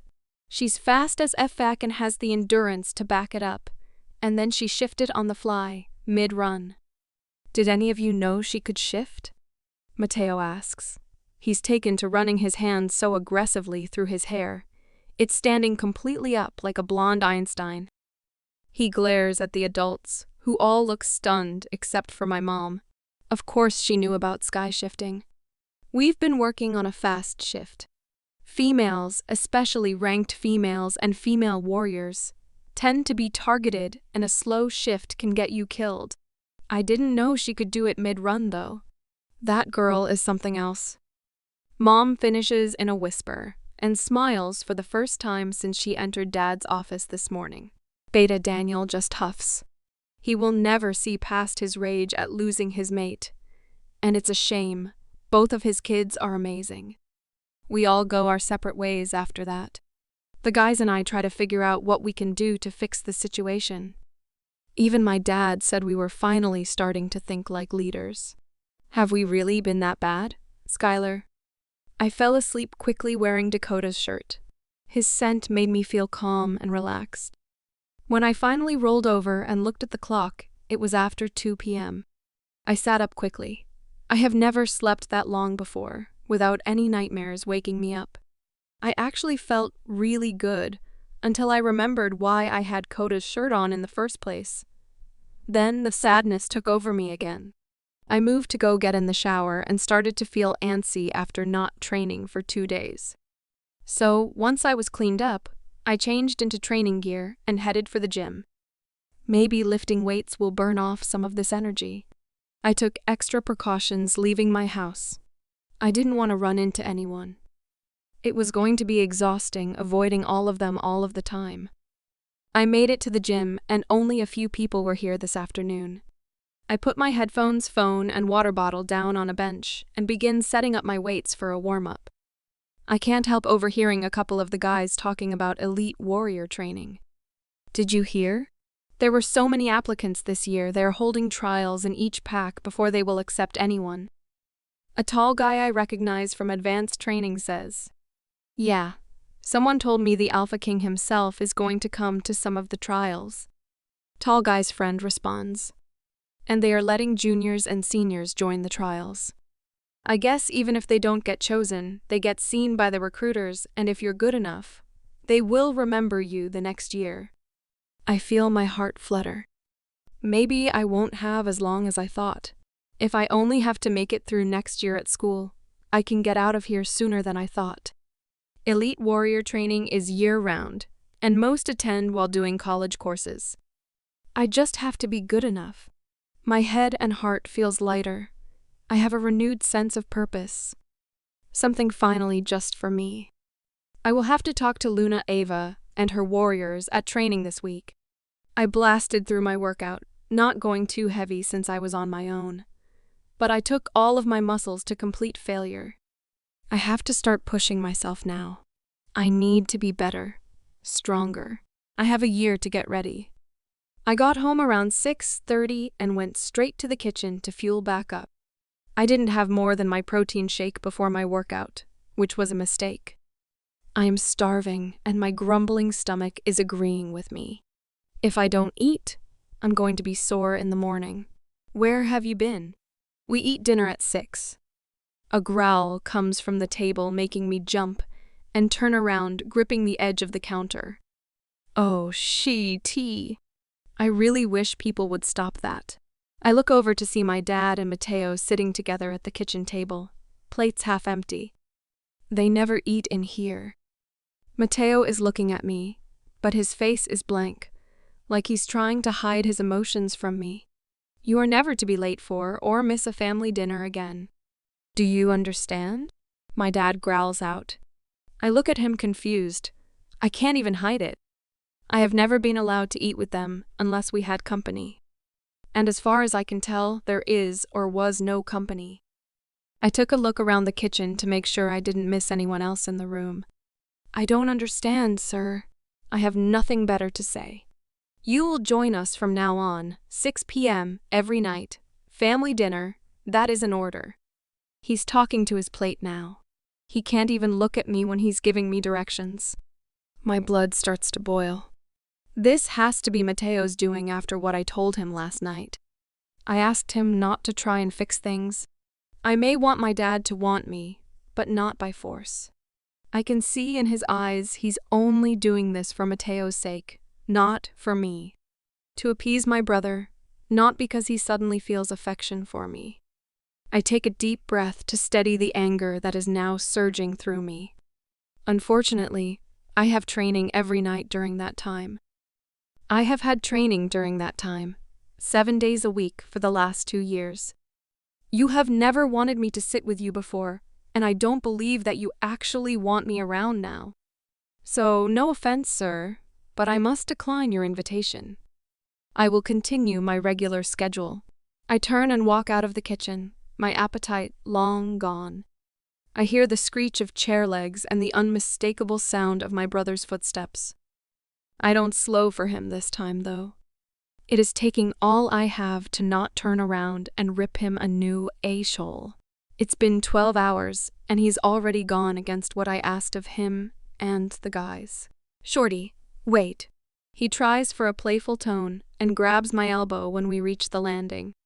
I let him stop me, but I didn't turn towards him. He's trying. He even waited until 6:15 to start eating and sat at the kitchen table. The plea in his voice almost does me in, but I can't let it. No. I take a deep breath and blink back the tears forming. You are trying. Do not force something that isn't there. He will never love me the way I want him to, and need him to. I am finally wrapping my head and my heart around that. I am the daily, living reminder of the fact that he lost the most precious gift the moon goddess gives us. He and I are both counting the days to when I can leave, and neither of us has to face each other ever again. I asked you not to try and fix anything. I take a deep, shuddering breath and let a single tear fall before I walk to my door. Good night, Mateo. I love you too, I say, not looking at him. Then I step through my door and head straight for the shower, my one source of emotional release. I wake up feeling better than I thought after last night's train wreck ending. I made sure to get up extra early, eat really well, and head to the training grounds an hour before the guys usually meet up to drive there. I have decided it will take too much energy to actively avoid them all of the time, so I am just going to put as much distance as possible between us. No more unnecessary rides to places 5 minutes away. No lingering after classes with any of them, including Sierra. They will just try and use our friendship against me, and it isn't fair to put her in the middle. I'm at the training grounds so early, not even Delta Kyle or any of the other training warriors are there yet. I start running laps at a nice, leisurely pace to keep my mind from wandering. Seriously? Now you're beating me to morning training? Where are your extra-large shadows, still dragging themselves in? Delta Kyle laughs at his own joke, and I just stare at him in disbelief. I actually wanted to ask you something before everyone else started showing up. I just guessed at what time you got in. I lied on the spot. I couldn't tell if he believed me or not. I wanted to ask about the elite warrior training. Some rumors are flying around already, and I am curious. He crosses his giant arms over his chest and lifts an eyebrow at me. Definitely doesn't believe me. But now that I brought it up, I really am curious. Is it true they are holding trials because of the amount of applications they are receiving? He stares at me and takes a deep breath before nodding his head. And are they letting juniors and seniors join the trials for exposure? Will they choose any current students if they are good enough? Both eyebrows shot up at that. Who did you get your information from? That was just a discussion we were having yesterday. Nothing is set in stone about age restrictions. My eyes go wide. I didn't want to get the two warriors in trouble for gossiping about something that wasn't confirmed yet. I was at the gym yesterday and heard a couple of guys in passing. That's all. I figured I would check the information with you. Is the Alpha King really going to attend some of the trials? I cross my arms over my chest, mirroring the Delta, trying to look calm and curious. But I'm sure looking like a pouting child next to him, instead of a hulking warrior. Maybe we do have some guest trainers today, so it will be interesting to see what they think about all of you. Before I could ask anything else, people started filing in the large arena. We moved to the biggest space today because we were going to be fighting human to wolf. Not quite half the group could shift, but all the high schoolers were going to work in groups with a warrior. The warrior was going to be in wolf form. We were all staying human. Once we learn these basics and get comfortable, then they will start letting those of us who can to shift and reverse the training. I didn't even have a chance to look around for a group to join when Sierra walked up behind me, linking my arm with hers and dragging me over to the guys, who were in a back corner, looking disappointed. You didn't wait for us this morning. Sam tries the pouty lip, and I just look at the ground. Are you still mad at us? 'Cause I'm running out of ways to apologize for the little stupid things, and everything else is just going to take time. I don't think any of us can handle you avoiding us bite-size, while we make up for literal years of stupidity. Oliver taps my shoulder. I just shake my head, keeping my eyes down. I'm not mad, but it doesn't just go away. I sigh and rub my temples. You have to remember I have been in basic isolation for most of my life. You guys are kind of a lot to handle all the time. Don't get your panties in a twist when I need to not be around you, and be okay if I don't tell you why. I shrug. It's as honest as I can be right now. I am avoiding them and will continue to separate myself from them. But it's going to have to be slow, so they don't notice the change, I guess.